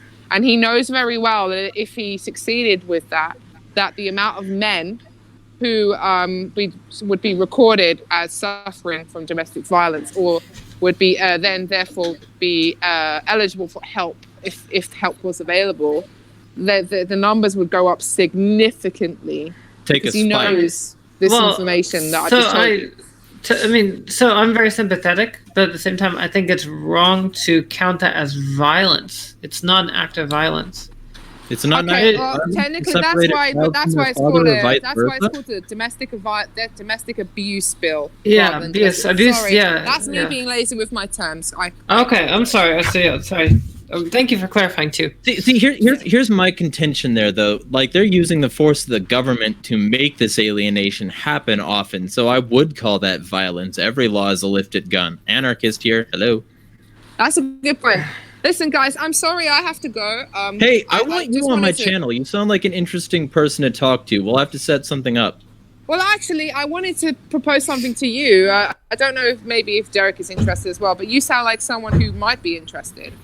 I am looking for someone to discuss my granddad with on a channel. Someone who knows about anarchism. You sound like you know about anarchism. So if you're interested, maybe we should have a chat, because it's quite a unique situation I have. Where I am basically I have the copyright of my granddad's works. And basically he was a writer and a curator who edited a journal from the 60s to the 90s. And he's kind of, people in the individualist, egoist circles know who he is. So I don't know. I'm looking for someone to discuss that with. I don't know if you guys would be interested. You sound like you would be specifically. Yeah, I actually know a perhaps, publishing Jeremiah. house that would probably be very interested in that. Hit me up on Twitter at Insanity of Three. I've already got someone who manages his archive. His name is Sydney E. Parker. So have a look if you're interested. So basically there's a guy in America who's already got temporary ownership of his archive, and he is doing that. So, but I have something specifically I'd like to talk about with that. So, if you're interested, you let All me right. know, Well, and hit me up on Twitter. Are you on Twitter? I am, yeah. All right. Hit me up on My name Twitter is- at Insanity is Free. You can join all the evil people who still follow me. Okay, cool, no problem. Thank you for. Sorry, I know I was being a little bit rude and interrupting, but I really have to go. I was doing it on purpose because of that. Sorry. I would not be the person to be upset about that. All right. Yeah, Natty, it was good having you here. I'm very happy to have you on again. And yeah, have a good day and everything too. You take care. Just let me know and let me know in advance next time, and I should be able to sort it out to come on. All right. Yeah, absolutely. I usually when I try to stream around this time each week, I'm a little unreliable though. But it's an open invitation. So if you ever see I'm live and you ever want to hop on, like I'm definitely happy to. Oh right, okay, cool. Well, you guys take care. Have a good night or day. Be well. Smash the state. All right. Thanks. Bye. Nice meeting you. Cheers. So just to get it out there, the guy who ran the men's only shelter that was shut down, his name was Silverman. Earl his name was Silverman. Earl Silverman, Yeah. and he ran a men's only shelter in Canada, which was consistently politically opposed as misogynist, and they politically opposed him and eventually shut the joint down. Honestly, the way I would describe it is the feminists bullied him into suicide. I know mean, that's see, like an I tried to be extremely- exactly factually accurate. I don't It's know so whether that factually was accurate. exactly what happened, but I Like, do no, know that he whole was. story was absurd. Like, Yeah, because yeah. they totally gaslit him, and they would bounce him back and forth between court after court after court, and he actually like he committed some crime in order to get his words in a court document so it would be public record, and I think that was part of like his suicide and the suicide note too. Like the whole thing was like calculated, so because he was just trying to find some way to like get the state to acknowledge. You're saying it. he was a martyr for his cause. That's what you're saying. Yeah, he was an absolute That sounds martyr, like and it he was, martyred himself. it's very sad, the whole situation. But his shelter was shut down a long time before he martyred himself, so that's not an Well, argument against my yeah, point. he was running it out of his house, and he was trying to have the funds for it, and it ultimately, I guess it just wasn't enough. But yeah, he was definitely like he's the person you kind of point to, and people say, MRAs don't do anything. Just go build your own domestic violence industry, right, or whatever. It's like. And see, here's the article on National Post, which is one of Canada's premier newspapers, as many Canadians know. 20 years ago, Earl Silverman of Calgary, fleeing his home to escape domestic violence from his abusive wife, had no refuge to take shelter in. There were plenty of shelters for women victims of domestic abuse, but for men, the only publicly funded services were for anger management. Doesn't that tell you something? The message was clear to Silverman. As a victim, I was re-victimized by having these services telling me I wasn't a victim, but I was a perpetrator. 3 years ago, in his own home, Silverman opened the Men's Alternative Safe House, MASH, which, until last week, held the distinction of being the only privately funded shelter for male victims of domestic violence in Canada. Now, with no public funds to help, the maintenance and grocery bills associated with running his shelter had become too onerous for him to handle. Silverman has sold his home. Continue reading, blah, blah. Right. So I wouldn't argue that men's rights activists and those who would create these shelters haven't tried to do it. I would say that in this age, because it's a lot of it's cultural, and yes, you do have a very strong feminist lobby that for a long time that has been trying to shut them down and insist that men are the oppressor, because it's this dynamic, this power dynamic of oppressor versus oppressee, and men can't be the oppressee because that would somehow negate the fact that women are the oppressed. power plus privilege idea. Yeah, and so from their stance, I can understand why they're doing that, but it doesn't. I get it. It's a false premise, or it's a unnuanced argument that they're looking at. And so, I would say that for a long time this has been the case, and that you're definitely going to have people that are going to favor the feminist argument. But now, at this point in time, where it's okay for a male to behave femininely, and while I'm not saying that, hold on, listen. I'm not saying that it is feminine for a man to seek out help at one of these shelters, but I'm saying that culturally speaking, it is perceived to be feminine because a man that's seeking help from domestic violence is perceived to be weak and vulnerable, which is a feminine trait. So while that's not true, it's not true that that is a feminine trait. It's perceived to be. It's received in that way, and that's how people tend to react. But these days, it's okay for a man to behave in a feminine way, and so it's more tolerable. And in what circles? I mean, you just talked about the fact that there are trans exclusions that you favor. There are trans exclusions that I favor, but that's because I don't drink the Kool-Aid. There are a lot of people who claim they don't drink the Kool-Aid. So listen, acceptable thing are you talking about? I would say that like right now in the American culture as a whole, right now is much more tolerable to males behaving in an effeminate way. So, for example, it depends on what you mean by that. Certainly, they'll give you lip service, and they won't present the obstacles that they used to. For example, you can be listen. It used to be where you'd get fired if you're a dude wearing makeup. You just get fired, and there'd be no recourse. Now, while there are some states where you can still legally do that, because we don't have an Equality Act yet, and thank God, because I don't like what's in our Equality Act. But you still have companies, and you still have individuals in society who are just like, well, if that's what they want to do, that's their thing. Let them be free to be themselves. In some ways, socially, we're a lot more libertarian in some ways, but there's this trade-off where every time we gain some freedom, we lose some freedom. And so while we're free to behave, like it's free for a boy to look like a girl, we're not free to say what we want to say, right? Then how is that culturally libertarian? I'm not saying, look, there are portions of it. I'm not saying we're that. Definitely more accepting of that and more libertarian than maybe we've been before. But I also think it's kind of like a Special Olympic standard, like we have so much further we could go. Well, that's true. Here's my thing. Culture, like there are enough people in the U.S. now that like it completely dwarfs any previous population in the US. So you're comparing basically a few hundred years of rapid growth, and you're saying that we're more culturally libertarian. Well, maybe if you no. In certain respects, we're more culturally libertarian. I would never say that we are culturally libertarian. The fact that it's becoming increasingly more popular to embrace the states. Right. Now more than ever, people are accepting communism. People are like, all generations are actually looking at it as a viable alternative.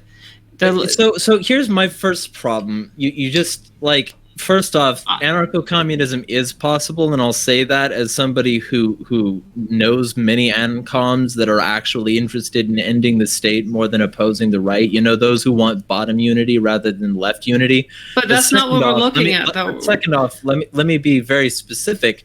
The amount of people who like reject this sort of paradigm have been ballooning with the population, and there are a significant amount, by magnitudes more, regressive rightists than there used to be. And that means that we're not even more culturally libertarian in that way. Just the people who want that sort of cultural libertarianism are more visible, and they're not being silenced as much. It's more like that means hold on. No. That they're more culturally libertarian because of it. Actually, not entirely true. So you're looking at, you are seeing more of these far right and alt right. You're also seeing a lot more far left. I'm talking about all regressives. The moderates are the numbers of the moderates are dwindling as people become more radicalized. That's what's going on. So you're seeing more people embrace these radical ideas. Right wing and left wing both. In many cases, it's a reaction to the other side. It's but there are a shit ton more on both sides. Like either. Well, yeah, and you could say that now you could even say they're about even. They're perfectly even, and so it cancels itself out. No, it doesn't, because we never have people with that many people or that high percentage with those ideas at any given time. So it's still much higher than it's ever been. People used to be a lot more moderate. Higher in that regard. The culture of libertarianism is more suppressed than ever. And so it's being cherry picked. So there are parts of libertarianism that more people are embracing. But there's this cognitive dissonance what where people one thing. I'm sorry. By what percentage? That I don't have those numbers for you. I'm sorry. I'm just giving you my observation, and so maybe you could just completely disregard everything I have to say. I'm just telling you what I'm seeing. Okay. So go ahead. Okay. You can dump whatever I just said. I don't care. I don't care at this point. I'm not trying to dump anything. All I'm saying is that we need to be specific about our terms here. Okay. Well, I mean, I've tried to be as specific as I can be, but I'm not an expert. All I can tell you is what I'm seeing, right? And what I'm seeing is we are more polarized. There are fewer moderates than ever. People that used to be perfectly fine getting along with the other side now can't. They just can't. And no, they actually can't. They become tribalized. And once you become tribalized, you actually shut off. It's like you shut off a part of your brain. And then they made a choice to do that. They could have. You say they made a choice. Was it a conscious choice? Not necessarily. It's like this. Like if someone that doesn't mean they couldn't. Oh, listen. If someone keeps punching at you and you start to flinch, like you're conditioned to flinch after a certain point. At a certain point, it's not a conscious effort to flinch. And at some point, you're going to end up like hitting someone as a response, and you'll be like, "Well, it was your choice to hit them." Well, maybe no, you were conditioned that way. And so there's a conditioning from both sides, from the back and forth that we're seeing, and some of that conditioning is from fighting ghosts in these echo chambers from social media. We are sort of training ourselves to fight an enemy that isn't necessarily there. A tribe that doesn't really exist. We blow the other side out of proportion, and we tell each side that this side wants to destroy you, and maybe they don't actually want to destroy you, but both sides think that if they don't defend themselves and their tribe, it's the end of them. It's the end of life as they know it, and so they're all fighting for their lives as far as they're concerned. Or maybe how about this? The more you repeat a lie, the truer it seems. And so these people have been conditioned for a long enough period of time by their own choice to be in this tribe, and they're now resisting the cognitive capacity for change. Their cognitive dissonance is I'm not saying that something like that isn't going on. I'm not saying something like that isn't going on. There's a lot of stuff going on at play right now.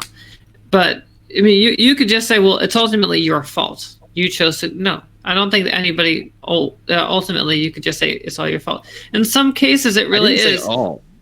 I just said they had a choice and they made one. Yeah, I think you guys did they agree know a what that little bit choice more was? than you might think you do. Of course, they know what that choice was.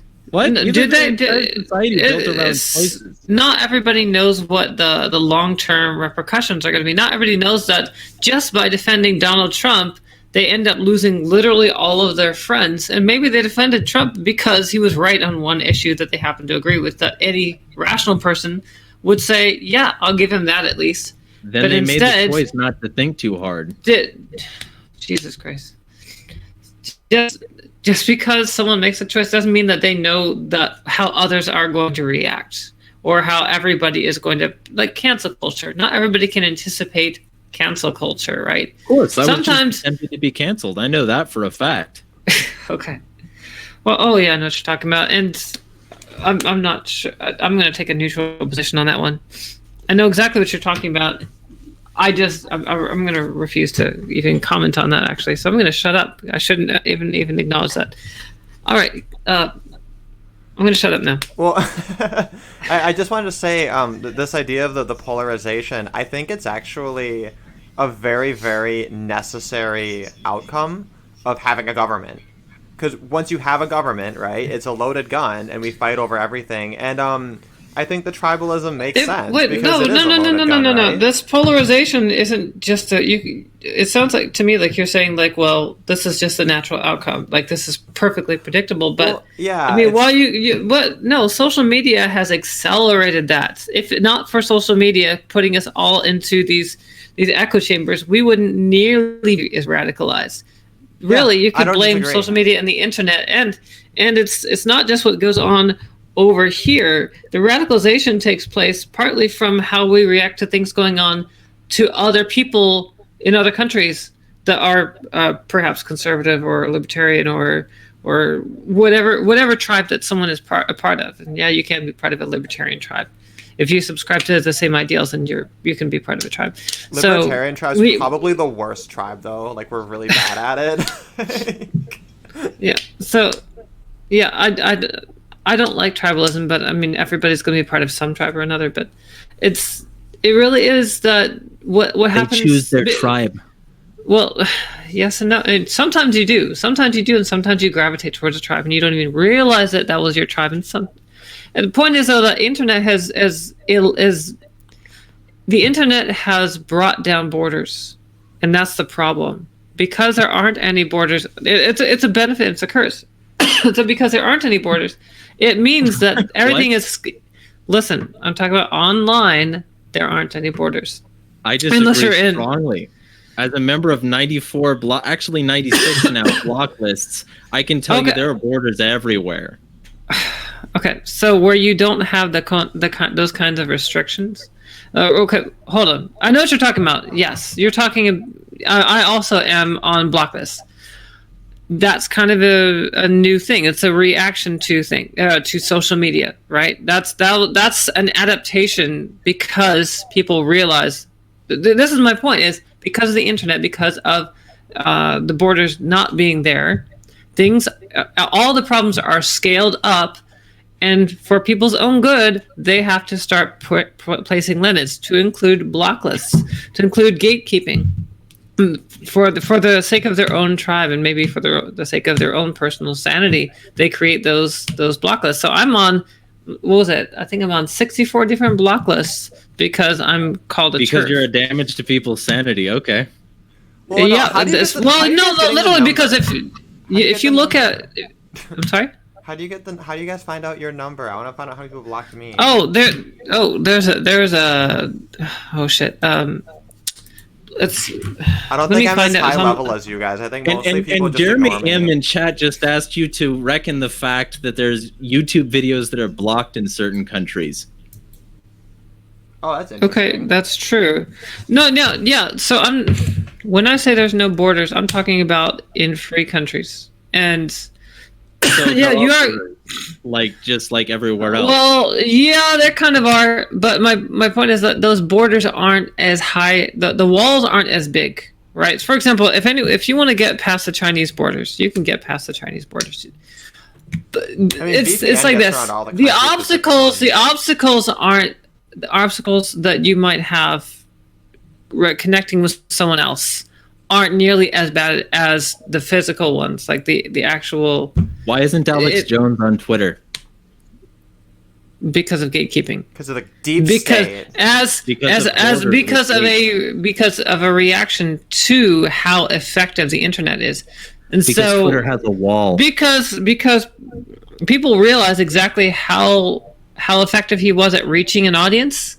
And they're like, shit, this gives this gives anyone a chance to reach out to someone. So if you got a really strong message, doesn't matter how off the wall crazy it is, people will listen to it. Well, we need to control this. And if we can control this and succeed, then we can control the flow of information. And if you can control the flow of information, you can control minds.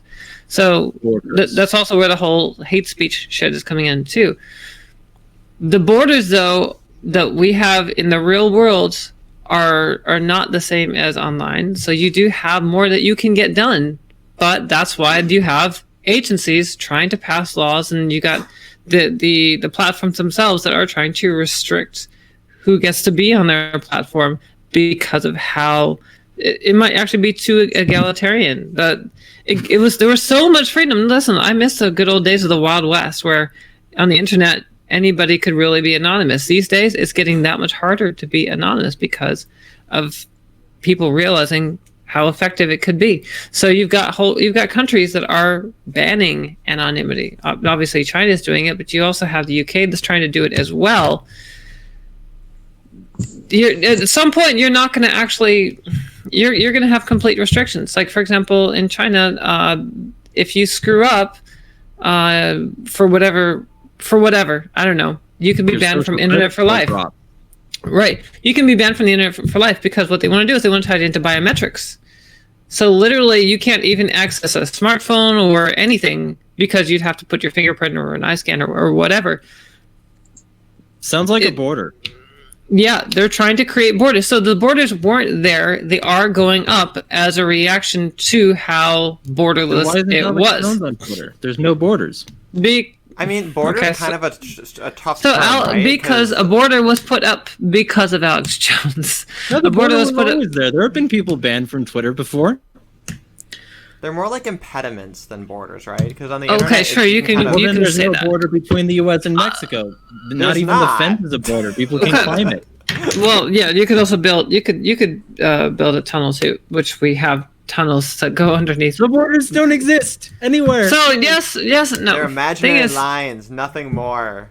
We all know listen, that. all right. I'm not saying that there are. Okay, so it's an exaggeration for me to say that there are precisely zero borders on the internet. What I mean to say is that you don't have the borders like you do, or the borders of the barriers. Doesn't even have to say borders. You could just say barriers. You don't have the barriers that you do in the real world. It's so much easier to connect with a perfect stranger or a large group of people and influence them in ways you couldn't possibly do in the real world. And so you have powers that be that want to control who gets to actually influence people because they look at it as a real threat to whatever plans they might have. And you have a lot of power hungry people, many of whom are politicians, some of whom are these egomaniacal CEOs like Jack Dorsey and Mark Zuckerberg that think they know better than everybody else, that they're going to filter and curate who you get to even see, who you interact with, what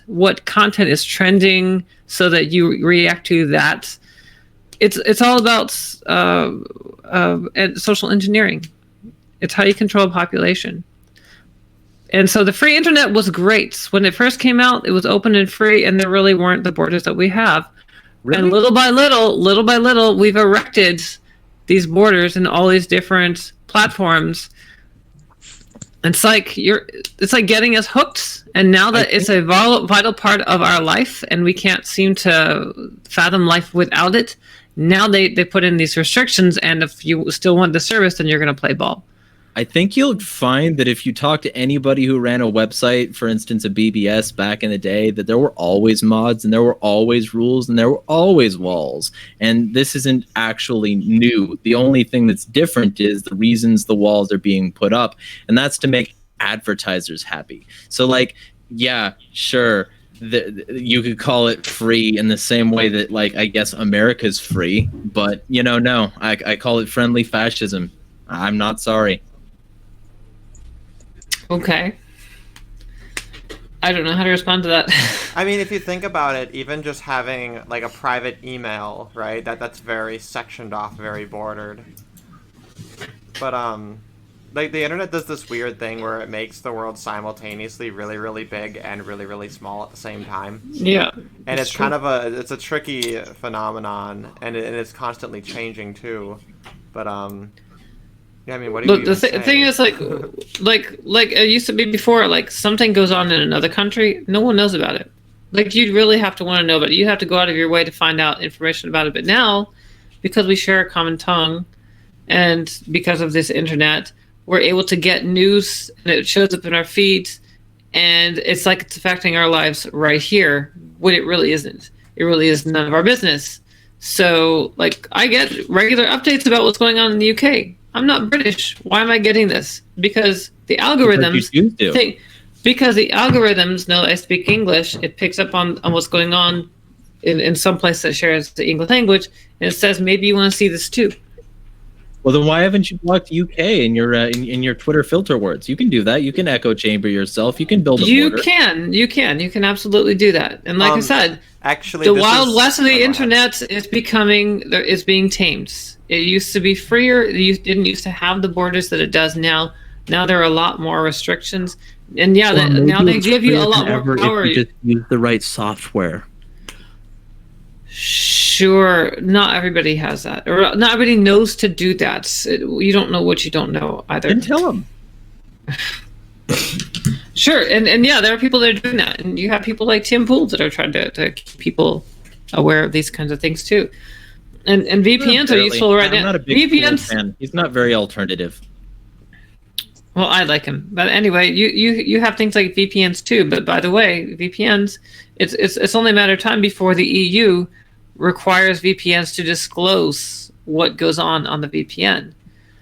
It depends on the VPN you have. If you're outside of the 5, 9, and 14 eyes of global signals intelligence, then you can be more safe than the EU would rather you be. That's one of the reasons I like ExpressVPN over, say, Nord, because Express is based in like the British Virgin Islands, which is outside of those agreements, and Nord has been not only compromised because some of their like key servers were within those eyes, but also because they had, I think, some legal agreements with some countries. As far as I'm aware, Express doesn't. But either way, a VPN is like really like low level on the getting into the alternate security, like I guess, matrix. So if that's the extent of your knowledge, I would advise you to start looking into the cypherpunk anarchist stuff. I could hook you up with some info if you're interested. Yeah, well, send me information in a DM on Twitter, and I'll check it out. All right, well, you can follow me. You know where I am. I'm the asshole who just gave his username and then fuck with people. Yeah. That's fine. We've covered a lot of interesting topics on this. Let's see, we talked about human nature, the internet, tribalism. We talked about when does a woman become damaged goods officially? What is the number? There's also some familiar faces in the chat: Patricia, Jeremy, and Jay Willie. Every time I see his name, I'm like, how do I pronounce it? Because there's Jay and then Willie, and I always forget. But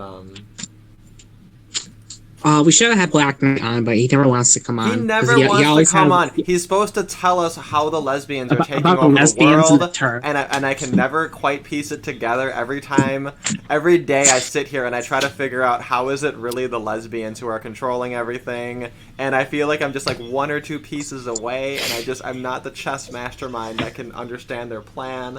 But I wanted to mention, Jeremy said I kind of miss Craigslist. I think Craigslist is still up. They just closed the sex part of it. Oh, well, then it's basically shut down. Yeah, a while ago, I think. Craigslist is still up. I use it for odd jobs. Yeah. They only closed the section that's trying to find hookups. So yeah, I don't. When you say you miss Craigslist, then we know what you're really talking about. You've been exposed. Let's see. I had a couple of other. Let me see. I had a little list. We were just going back and forth for so long. There was one I thing came in and fucked everything up. Something I wanted to mention though, because we were talking about domestic violence earlier, is just that I think we're tempted to measure the success of men's issue by the metric of women's issues, when in reality I think our solutions for men aren't going to be the same. And honestly, I'm really skeptical that domestic violence shelters are even a good solution for anyone. I think that it's not only a symptom of a society that has intimate partner violence, but it's also a symptom of a society where like people don't have friends and family, right? And I think that's like a huge part of human society and human community that the state is they're subsidizing of things like welfare and things like domestic violence shelters. They're sort of cutting into that, when normally if we didn't have those, at least not provided through the government, then we'd have more private alternatives to it that are a little bit more organic. And I think that that's like a much more realistic approach to these problems for both men and women, but especially for men. I don't know, does any of that make sense? It does. So, I mean, that's interesting to hear your take on that too.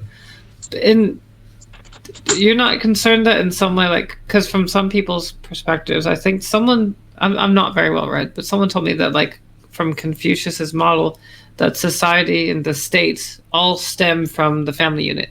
And so, in some way, you're endorsing statism just by saying that they should at least have families that they can go to.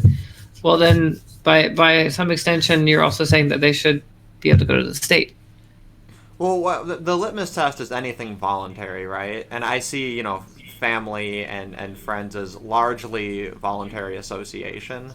And it's not to say that there shouldn't be like privately funded shelters and things, right? That's kind of the classic libertarian argument that you don't have welfare because we can have private charity, and it solves so many problems, right? Because once you make it a public issue, well, now we have to all have this big public conversation about who is or isn't worthy of the public help. Whereas if we just have a bunch of competing private charities, you just support the ones that support your values, right? Like if there's something that you don't support, like if you're like, I mean, it's kind of a myth, but this whole like anti-gay conservative, that's like really like your big thing, right? You're full on Westboro, right? Like it's not a you myth. can, huh? It's not a myth. I think it's exaggerated, right? I think the caricature is a little bit, I don't know. It feels so 2000. Well, then why don't you look at Gab's Twitter account for the past month? Oh, how's Gab been doing? I think they're anti-porn, right? Gab. They're anti-porn, anti-gay, anti-anything not Christian. I didn't hear anything about anti-gay, but They specifically came out against homosexuality. Liberty Hangout too. Those fucking homos. I think that I think it's great though for there to be a space for that. I think there should be a space for anything like that. I'm just saying it's not a myth. If you're saying that there's a space for it, sure, but that space means it's not a myth. Okay, maybe that's fair. Maybe I was just trying to downplay because I feel like I don't know. I'm trying to be a little bit more conscious of my Christian bashing. Because I indulge in it quite a bit.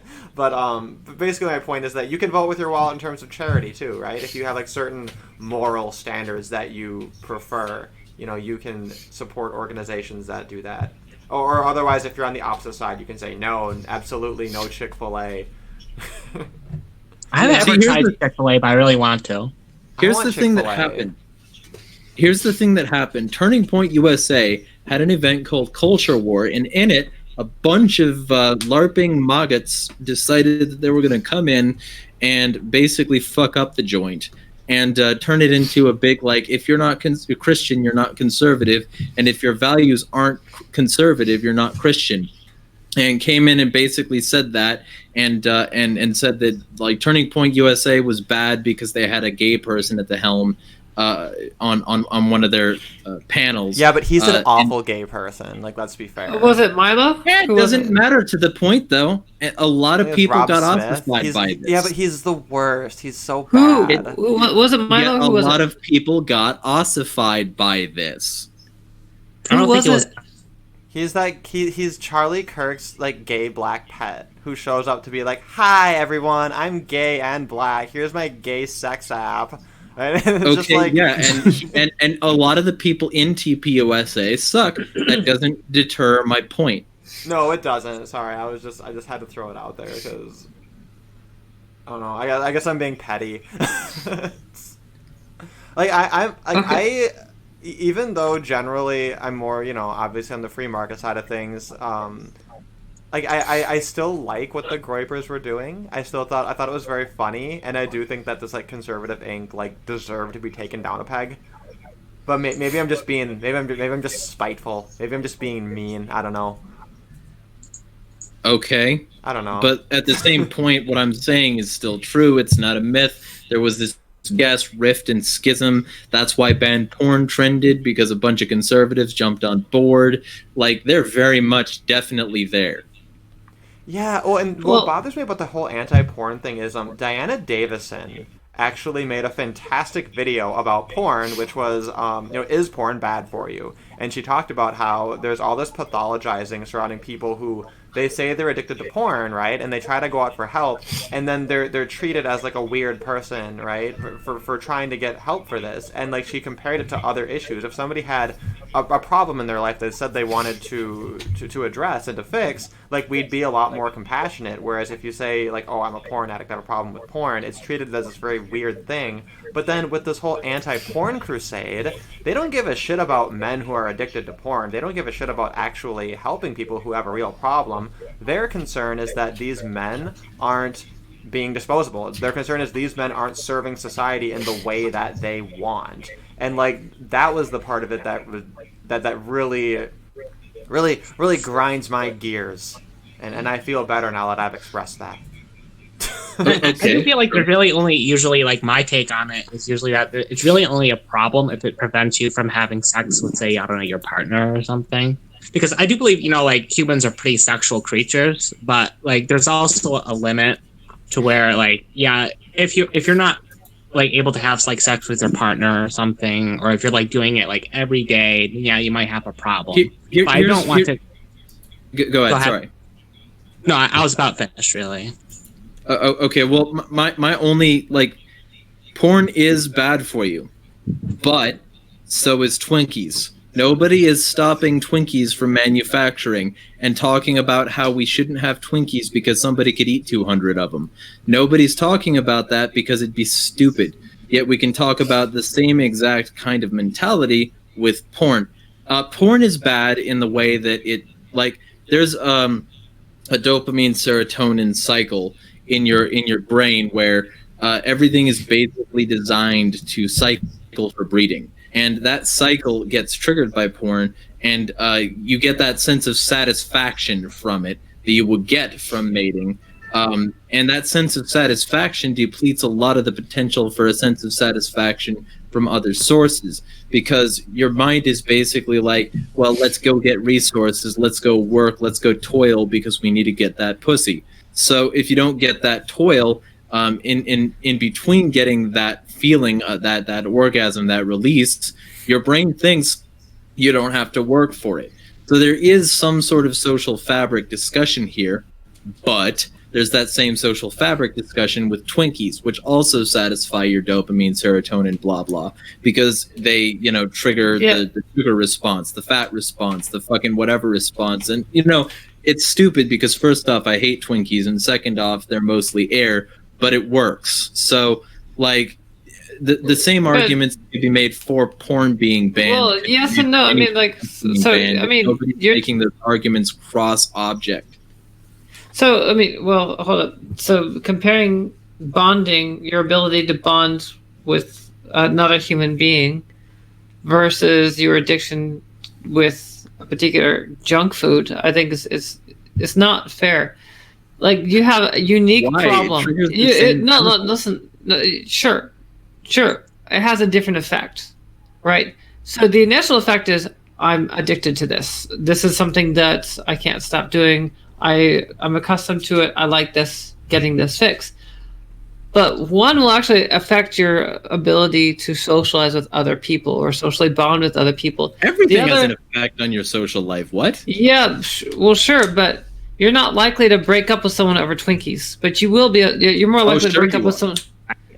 Oh, if it gets really extreme, sure. But we're not talking about extreme cases. We're talking about a huge, from what I've heard talking to other women, that a huge rift between spouses is the husbands are so accustomed to looking at porn and jerking off and all that, they sometimes, in many cases, they prefer just masturbating to having sex, which that causes problems in the relationship itself. Like, because the women want to bond with the husband, but the husband doesn't. Maybe she can't turn him on as much, or because she's not into the things that he likes in his porn. Twinkies is a distinctly different problem entirely. One would be more of an effect on someone's health and desirability based on their health. The other is entirely different animal. It's just different in so many ways. Or they should have dated more to figure out that they like too much porn or don't like Twinkies enough. Now what I want is, I think that these anti-porn people, they should, like, make sex shops to, like, really encourage, like that'd be, like, a really interesting angle, all these, like very, very Christian sex shops to try to encourage people to mate more instead of relying on porn. Well, actually, it's not a bad idea. That's not a bad idea, because the birth rate is actually going down in this country. Oh, that can be their whole angle. Like, we need to make white babies now, right? Get your white on. Well, no. Okay, so you don't even have to say white babies, but you can say American, because the thing is, American culture. It really, if not for people coming in from other countries, our birth rate would be a lot lower. It's continuing to dwindle. So as more people come in, your culture is going to change. And you could say it's a bad thing. You could say it's a good thing. But if you like your culture, then you should be motivated to have more babies so that you can perpetuate that culture. And I agree with that, but that doesn't mean people should be controlled or ban things that they don't like, that don't contribite to their culture. That's basically talking about cultural control of the arts, and that is literally fascism. I don't think you're advocating for that, right? You're not advocating for like a porn ban. No, You're just I kind wouldn't of say. speaking I wouldn't. to I would say that you should have a conversation. I would say that you should discourage. I wouldn't say that you'd ban. I'm not a fan of banning things anyway. Yeah, and I think that's perfectly fair. And like that's part of the issue with porn is we haven't really had that conversation, right? There's been like a lot We've had that conversation. It's been going on for years. I think really the cultural momentum is very, very pro porn. I think. Yeah, it is. That's why banned porn could trend. Okay. I think that makes sense. Yeah. Right, because it's edgy, it's subversive to be like, porn is so bad for you. You're saying what you're not supposed to say. Subversive. It's literally the way things have always been. Promiscuity was always we're not frowned supposed upon. to say that, though. We're not supposed to admit that. We're not supposed to admit that that's important to us. And so, yeah, that is what makes it edgy. Is it important to you? To a lot of people, yeah, porn is a big deal. It's a big part of you. I actually have an anti-porn book. If you want to ask me, I cut off my own testicles, so I don't have a sex drive. So no, it's not. There you go then. But what is important to me is the effect that it may have on others in society, and so I would encourage them to seek counseling if they think they have a problem. It is a real problem when it comes to relationships. It's the most common problem I'm hearing from talking to couples. Sure, but the conversation has been going on forever, and banning it doesn't help. And the conversation about banning it has been going on since porn was a thing. Sure. Yeah, but I don't think nobody here advocates for it. Like, we all think it's a silly idea to try to ban porn. And I do agree that it is comparable to any other ban anything addiction. but aggressive actions, fraud, that sort of thing. Put the pedos in a wood chipper, that sort of thing.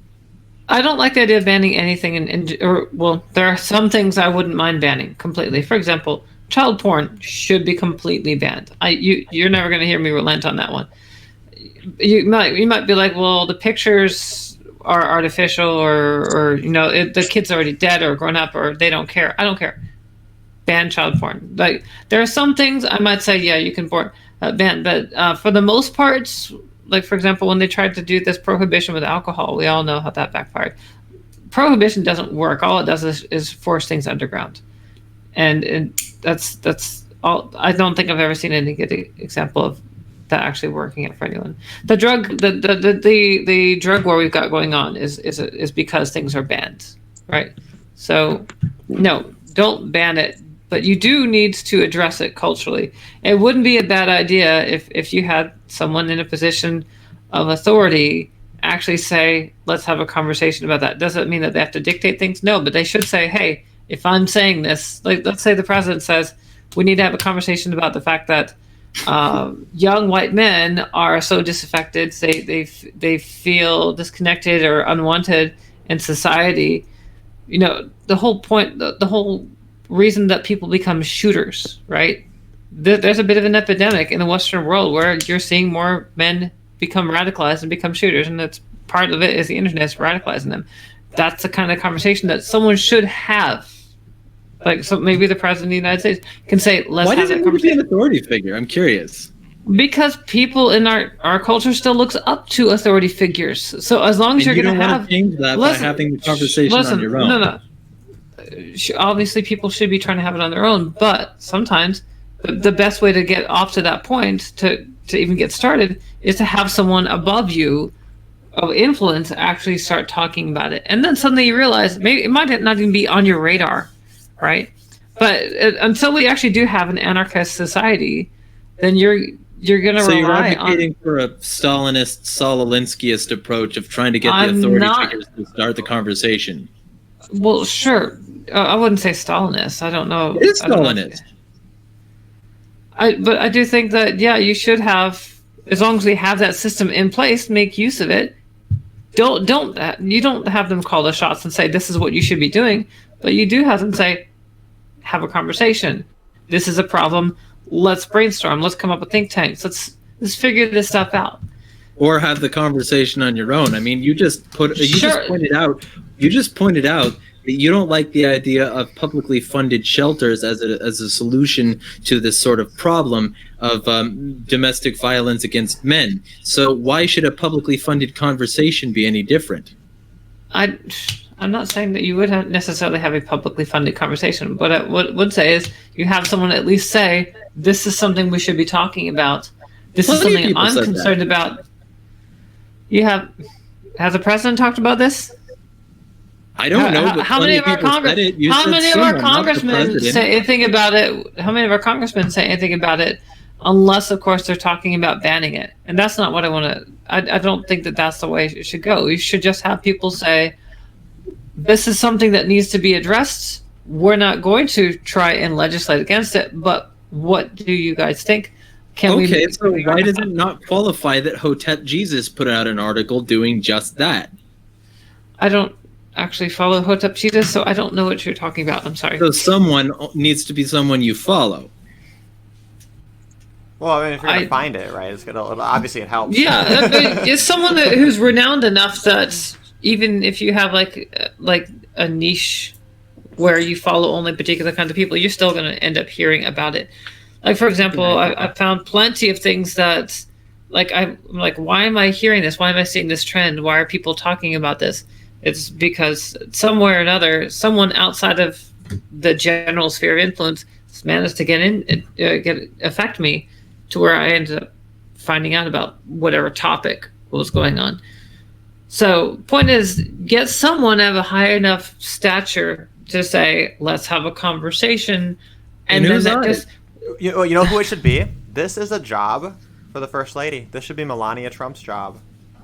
I mean, she could. I think it'd be great. But there are going to be a lot of people who turn off the TV if she shows up. A lot of people what? Who will turn off the TV if she shows up. No, not Melania. Well, even listen. Hold on. I would never dude, it doesn't matter if those people turn off the TV because the reporters are going to be listening, and then they're going to have their spin on it. They're going to put their take on it. So even if they don't want to have a conversation, but have to be one-sided. What I'm saying is, even if you don't watch it, even if you don't pay attention directly, someone else is talking about it, and it's going to find its way to you. If that person, then start the conversation yourself. Obviously, we should, but the point is more effective when you get someone of a high enough level in the community. Now, you could it doesn't have to be the president. It could be the pastor. Like, let's say everybody in town goes to church on Sunday. Well, then the pastor says, okay, this is something we should be talking about. And then suddenly after church, everybody's talking about like, hey, I didn't know that was a thing. Did you know that? That'll be anything other than a one-sided perspective.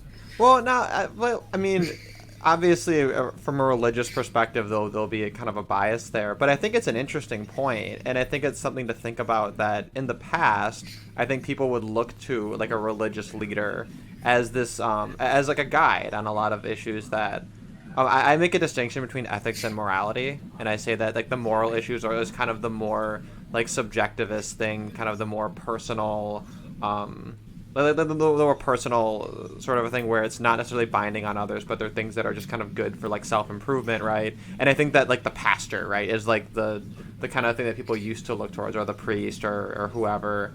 But now we're so now the majority. That's the thing. We're all so irreligious now. It's almost like who do you look towards, right? It's like social justice. A lot of us are adopting social justice because we've abandoned our faith, so now we have a secular faith.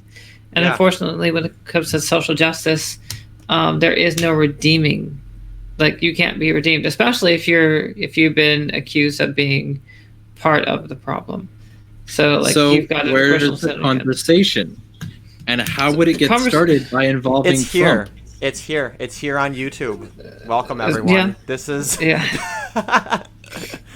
it's you just gotta find the right schizophrenics on YouTube, and once you got like 400 subscriptions and you're juggling them in just the right way, that's the path to salvation. Can I plug my channel? Is that all right? I think at this point we've gone a couple of hours. I'm pretty happy with a lot of these conversations we've had. I thought it was very stimulating. things got, I think, a little bit heated at some moments, but I think overall we did a good job, letting each other. I mean, speak you and did everything. invite me on. I'm not exactly a nice person. Well, hey, and I I'll can't agree to judge that. anyone because I'm pretty mean too. So, Can I plug my channel? yeah, Is go that for right? it. So this is Self-Made All right. Woman. Yeah. So my channel is Lady Argyopes Vanity. So YouTube.com/LADYARGIOPESVANITY. Lady Argyopes Vanity. So on my channel, I talk about some of this kind of stuff, and a lot of it ends up being really anti TRA shit, because one of my chief motives for even creating this channel, well, I had it years ago. It used to be like a diary, but my chief motivation for even doing anything with this channel is as a reaction to the insanity coming from the activists, leftists, many of whom are trans rights activists that are just really fucking everything up.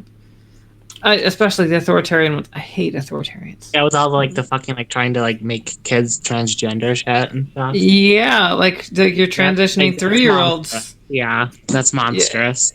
Yeah, it's disgusting, especially knowing that many of these kids are going to end up growing out of their gender dysphoria, but they'll end up being gay or lesbian in many cases. Knowing that that's where nature would end up putting them, statistically speaking, but instead it's like, no, let's go ahead and put them on puberty blockers and have them stuck neurologically where they are, and so they'll never actually develop. They want to get them. Was it the SRS surgery? Yeah, so that's what Mermaids is doing. Is so they have a law in the UK that says you can't get SRS until you're 18. So Mermaids is helping families send their kids to countries like Thailand, and they can get it done at the age of 16. Although there are so irresponsible. Well, as far as they're concerned, the parents think that they're doing the right thing. That they would say that it's an oppressive government that's keeping them from transitioning their child, because if they don't transition their child, the child is going to kill themselves. Ignoring the fact that the suicide rate doesn't change just because you get SRS. In fact, in many cases, people end up committing suicide after they get SRS just because they really weren't gender dysphoric. And that's why we have de-sisters and detransitioners, and many of them hit rock bottom because they realized I really was living a lie. I was trying to conform to they actually conform. They conform to a transgender model because they bought into all the crap that their peers are selling to them. Many of them are just gender non-conforming, GNC. They're gender non-conforming. They don't like being categorized as male or female. Maybe they're rejecting male roles or female roles, but they've got friends that say, "Oh, maybe you're transgender," and then they push them and they encourage them. It's like peer pressure, but it's like positive peer pressure, and so they just keep encouraging them down that road, and they end up getting double mastectomies and orchiectomies. And that's where I fall under is gender non-conforming, because I'm cross-dresser. But I generally don't. I never got into the idea that I need to identify as female to be myself, or that's why I don't have gender dysphoria, So well, I do. That's why I cut out my own testicles. So. Well, yeah, and I like your perspective on things, because it does remind me a little bit of what me and Prince of Queens had been doing through Gaytriarchy, which was to put out voices from, in our case, it was from a gay perspective, saying, hey, there's this overwhelming gay narrative that we want at least a blip on the radar that says, some of us aren't thinking that way. And I feel like that's kind of what you're doing from a trans perspective. Yeah. Well, cool. And I'm motivated because I see positive influencers like Rose of Dawn. If you haven't encountered her, well, you did. You said you saw her. I saw a little bit. I'm not very familiar. Her name is mentioned in my Discord, and I think some people. Yeah, he's the one. Divided. Black Knight always talks about her, as a lesbian or something. I love her. I love her, and I love Sophia Norwitz. But both of them are really great. I think Blair White, if you're familiar with her, she's kind of cool, but she's, in all honesty, she's a bit ditzy. But I still like where she stands on a lot of issues. So she doesn't Yeah, she's very necessarily. reasonable. Yeah. So But she does come out as fake to me sometimes in some aspects. But I don't know. That's just me. A lot of these people trying to be moderate conservatives come off as fake to me. But Yeah. I mean, But that's sorry, why I don't really like Tim Pool. Here, let me listen to somebody read an article, and then read another article, and then read another article, because I can't read, so I have to listen to somebody do that. Well, yeah. I'm sorry, Jadis. Could you say your YouTube channel again? I missed it. yeah. So it's Lady Argyopes Vanity. So LadyArgiopes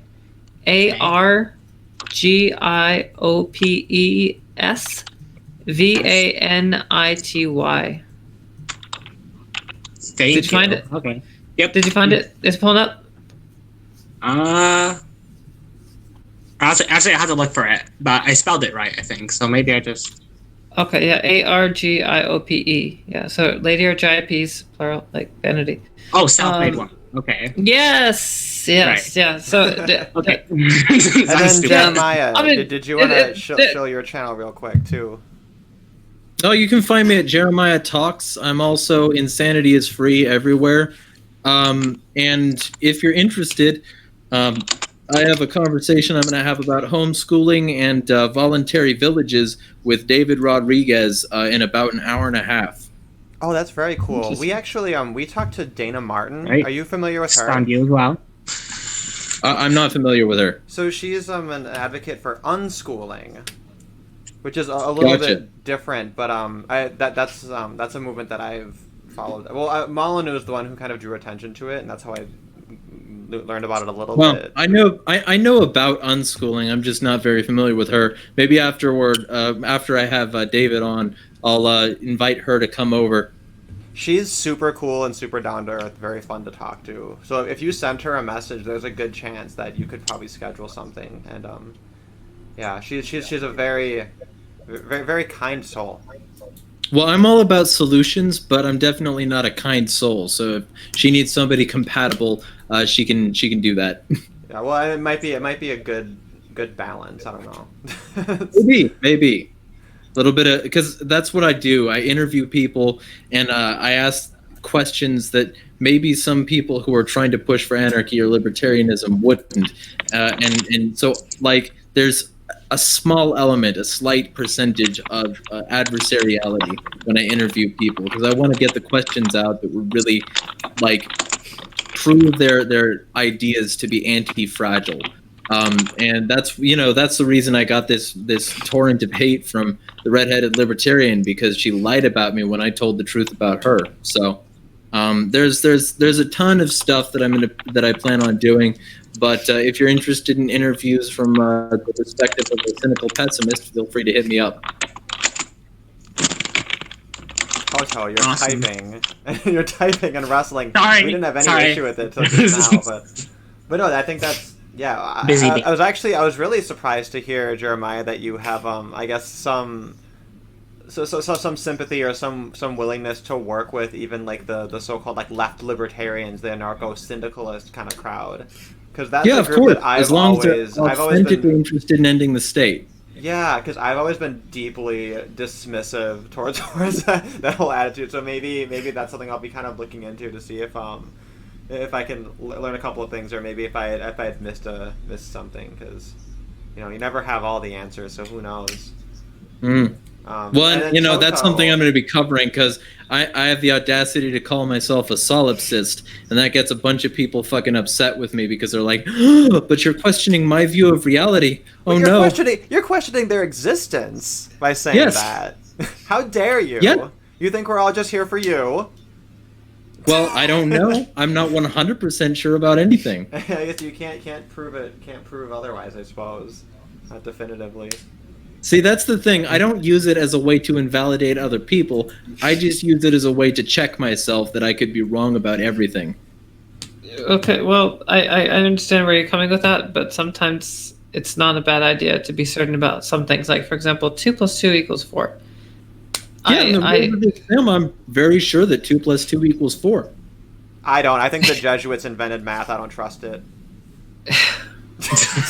Yeah, actually, math and science was invented by white men, and that's outdated. And we need to come up with a new system. It's very if valid you really if wanna you get think into about it. woke stuff, you can look up the fact that we use Arabic numbers for a reason, and it's because math and science largely derived from a region that was comprised of more than one race. How dare you? Ooh. How dare you? How dare you? No, it was it's appropriated. patriarchal It was appropriated. It was culturally appropriated, actually. All I know So- is when I see an equal sign, that is it's directional, which is like semen. It's just a phallus and it goes one way, and that's the way that we treat nature. Is we see it as this unknown, this darkness to be penetrated, and basically 2 + 2 is 4 is rape. Well, see, Okay, why am I turned on by that? if We you found really wanna your go sex that drive. Shit, direction, we found your I will sex tell you drive. something I 100% seriously believe: equality is impossible. Anything based on equality as an ideal will fail because equality is impossible. So you have to start from that premise, and then you can find something that works well for people. I mean, yeah, even if you have like A is A, right? Well, one of those A's is the second one. Yep. Yeah. Yeah. So I would say that you, in nature, you need to have a difference of potential. It's kind of like with current. You need to have a difference of potential, or current does not flow. It just is neutral, and to me, that's death. So, outside of entropy, outside of I don't think that anything could have happened in the universe without some kind of cascade of some kind of different potential. So we do need inequality, but inequality creates opportunities that wouldn't otherwise exist. In some cases, you could say that, well, you took an opportunity away, but you also created opportunities as well. So we're constantly changing the environment to where one inequality creates an advantage. Yep. So that's part of the thing. All the universe is a series of things bending around each other. Every peak has an equal deficit. Every amplitude, every peak has a trough. And so if you don't have that negative place, there's nothing for the positive energy to flow into. And right.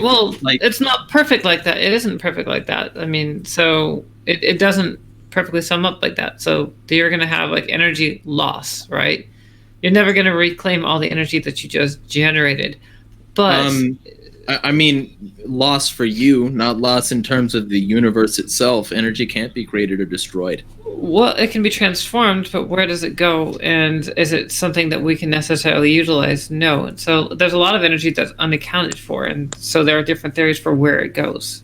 Well, this is actually a conversation that would be really interesting to have with Jen, aka Church of Entropy. She has a lot of very, very interesting views on some of this that have to do with Dharma and Hinduism and reincarnation, but it's very secular. It's a mixed bag. It's very interesting, but Well, I'm a dirty atheist. The closest I get to religion is the amount I know about the Sonic series. Yeah, right. I mean, that's fair enough, right? I mean, when you look into the divine. And then I also wanted to acknowledge Toto here. Also, I know you don't talk as much because usually on these streams I bring on lots of big personalities and we all just yeah. But I think you had an aspiration for starting a channel at some point. Yes, I did. But I really don't know how, if I'm going to start it soon. Now that I think about it, because I still need to read up on things. I'm still learning more about libertarianism, and I want to incorporate that into my channel, because I know plenty of at least a decent amount about men's rights issues, but I don't really have anything that's yeah, and it's interesting because that's how I went about things, but backwards. Because for me, it started with libertarianism and then into men's issues, whereas with you, it's the reverse. Yeah, because a strange thing with me is that I've always understood at least that, or at least have I've understood from a very early age, at least from 10, that men are probably having the worst deal when it comes to gendered issues, but it really never occurred to me that MRAs are a thing until like fucking 17, because like feminists always like kind of were dominating the narrative of that if you want to care about men, then you're a feminist, so. Yeah, I've heard about that. Emma Watson, when she gave that speech to the UN, she made an assertion, something along those lines. I've known for a while that there has been a problem when it comes to that, just because of the way it's treated. Like, for example, like I mentioned with men claiming that they've been raped, no one seems to take them seriously. Or if a man claims that he's been abused, and my brother is one of those examples where he has been physically abused. He's been knocked unconscious by his girlfriends before, and knocked unconscious and pissed on, like literally like that. Oh, what and the then, hell? Yeah. Jesus. So my brother used to date trailer trash, and trailer trash is anyway. Oh my God. Different discussion, but the point is, when he said that when he wanted to go to the cops, she threatened to accuse him of, and the thing is, that's the kind of power that some women can have in this country over men. So I get where some of the arguments for men's rights come in, because in many cases the law actually does favor women. Yeah. Now, I'm not going to say that's always the case. No. When it comes to custody battles, hell no. In custody battles, they almost always, well, it's going to be different, but yeah. So it's kind of pick or choose. And it might also depend on who the judge is too. But there's definitely cultural issues, and there are some legal issues where you're gonna have some in favor of the men, some in favor of the women. So right, it's definitely not it's not as misogynistic as it used to be. There is some misogyny still in existence. Definitely still in a lot of the Eastern countries, absolutely. And the feminists these days would have you believe that that's still going on in the West. It's not. But it is something that, if it is still present, you do still want to acknowledge it without, at the same time, alienating men. And that's the biggest problem, is the alienation, because it looks at men as a problem and as an oppressor, when that's really not what's going on. And in many cases, the men aren't trying to oppress, but at the same time, they're not sensitive enough to what the repercussions of what they're doing are. So, for example, catcalling. As far as they know, that's not a bad thing. As far as they know, in some cases, the women enjoy it. Many women will dress up because they like getting the attention, so they think that's what they're going for. But we have a culture where women will dress up just because, and they don't like that catcalling. And so being sensitive to that is, well, it's like they get some dissonance. It goes against some of their experience. So I can understand, definitely. Yeah. And I think that me and Derek definitely like have a very good, like, are like in good faith when we like say that half the problem or at least maybe 40% of the problem is men themselves, because they also, at least when it comes to like men's rights issues, is because they don't actually care about other men enough either. Like, yeah. I do like when a radical feminist like points out that like, yeah, men should be like talking or like trying to fix their problems themselves, I kind of like, nod my head admittedly and say, yeah, they should. Like, we shouldn't have to rely on women or even other feminists to fucking help us, but we're in this situation, So, yeah, where like we have to like motivate men to like actually like give a shit about themselves and other men. Yeah, and it's one of those things that's going to take plurality of approaches, and my approach is probably a very unpopular one, which is to kind of experiment with the most radical rhetoric you can get away with, which is probably why I'm a little bit not as popular as like someone like Natty. I don't quite have the influence that she might have when speaking to men's issues, because some people have a way of kind of talking about these things that's more sensitive to the culture, whereas I don't have the patience for it, for better or for worse. But that's kind of, if you want to look at my Discord, basically it's just a cult of dissident homos who think lesbians are trying to take over the world, and and all that. Well, speaking of that particular mentality, I gotta go spread my extremist bullshit in an hour, so I gotta prepare for that. Anyway, good talking with y'all. Be well. Hey, it was great yeah. having you on here, and yeah, have a good one. That should be an interesting stream with the homeschooling. Nice beard, by the way. Thanks. Yeah, Yep. I plan to grow that down to my rib cage and my hair down to my hips. Wow, yeah, just do Viking style. You're gonna get all the ladies that way. Yeah, Gotta maybe. get at least I don't know. 30. Gotta get at I might least get the 30. lady toward into like the homeless metalhead chic. There you go. Anyway, be well. All right. Yep. Cheers. And actually, I think we're probably wrapping this up in general. Any closing thoughts? I don't know. Thank you for we having me talked on. about basically everything, basically anything to talk about. Oh, besides that crazy, let's see, there were crazy stories. I'm just gonna mention Augustus Invictus holding his wife at gunpoint and running to Florida and her running away. That was insane. That happened like this week or whatever. I never heard about that. Yeah, then there was that British rapist who raped like 200 people. That was insane. That happened like this week. Iran. Oh? Iran happened all over this. Oh, week. yeah, Yeah, yeah, this is a All these crazy morons week. saying we're gonna get drafted. I can't get drafted. Besides the fact that I'm a tranny, I tried to enlist years ago, and I ended up being discharged with anorexia and bulimia, and now I can no longer be eligible for the draft. I'm just gonna So I be like, guess- you can't draft No, me, China yeah, number one. Just be like, fuck you, China number one. Fuck you, baby. Okay. Yeah, I don't know. Well, But then On that again, note, like, yeah, Can- just can so you I know, say- everybody knows my channel is pro-China, so we can never say anything bad about them. They're wonderful. Yeah. Can I say something real quick? Yeah.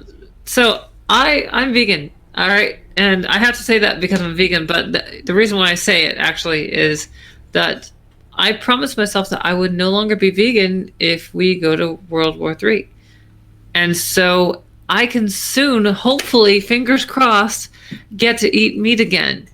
I'm looking forward to that. I hope that you'd prefer for us not to have World War III. yeah. I have. How so it's- badly do you want a burger? Like, let's be real. Look, all right, look. It's not just beef, which I used to eat raw beef. It's also fish and it's cheese. I have not had cheese in so many years. Oh, that's my I am favorite. looking forward. Just go keto. Just go keto. Then you get to, because us keto No. people, Here's the we're- deal. I can't just go do anything because once I promise something, once I commit to something, I do not let it go. But what I did was I gave myself an out. I gave myself one contingency, which is if we go to war, then I'm out. Then I'm done because then it will be a luxury. I won't be able to maintain that. So I am looking forward to that. I don't think it'll happen though, because like Israel and like America were like Like, did don't you hear ruin what it. Israel did? She just wants to think about it. She wants to be in proximity to it. Netanyahu distanced himself from the U.S. Said, "Not it. We're not part of this. You're on your own, okay. U.S." Fucking Yeah. Israel. Fucking Yeah. Israel. Some ally, Jesus. Yeah, I because just they wanna don't want to be say attacked. Carbs are the real enemy. Carbs are cancer. Don't eat carbs. They're bad for you. The They are. government tried to That trick too. you Yeah. into eating carbs, and it's a scam. Don't do it. Yeah. You should just be like an autistic cannibal like Severage. You should like look up his channel. He's an interesting fellow. That's right. We need to go I think he's like an escaped mental patient, but he's interesting. the raw meat and DMT Joe Rogan diet. Yes. It is good for your healthy, as they say in China. Yeah, that's by the way, that's the thing I really miss is eating Chinese food, which it's hard to get any vegan Chinese food that certainly not authentic. So I got a friend that lives in Taiwan and he's telling me like the kind of food he has to eat, and he's upset over the fact that this is all he can afford to eat, and I'm thinking, oh my god, I would kill for that right now. Oh, it's so Yeah. the food here is so good. All the food. Yeah, I love Asian cuisine in general. I haven't had Hong Kong, but I have had Chinese. I've had, and I mean like real Chinese food because we still have like Chinatown over here. I had Japanese, Korean, Vietnamese. I've had food from all over Asia. I love it, and I especially love Chinese food. So I'm looking forward to being able to eat that, especially something that has pork in it. which a lot of Chinese food has pork in it. It's beautiful. So, anyway, all right, I'm gonna bounce. This has been really fun. Yeah, it's fun having Alright. you on here. I'm glad that you had reached out to me on Twitter. And yeah, keep in touch. Maybe you can hop on again sometime. All right, I look forward to it. All right, have a good day. See ya. Bye bye. Yeah, I'm gonna go too. Alright, I'm gonna also go. Bye, everybody. Everybody keep it Bye-bye. easy. Put the word to the mother. All that. Oh, I have to find the button now. Where is it? Oh, here it is. Alright, bye.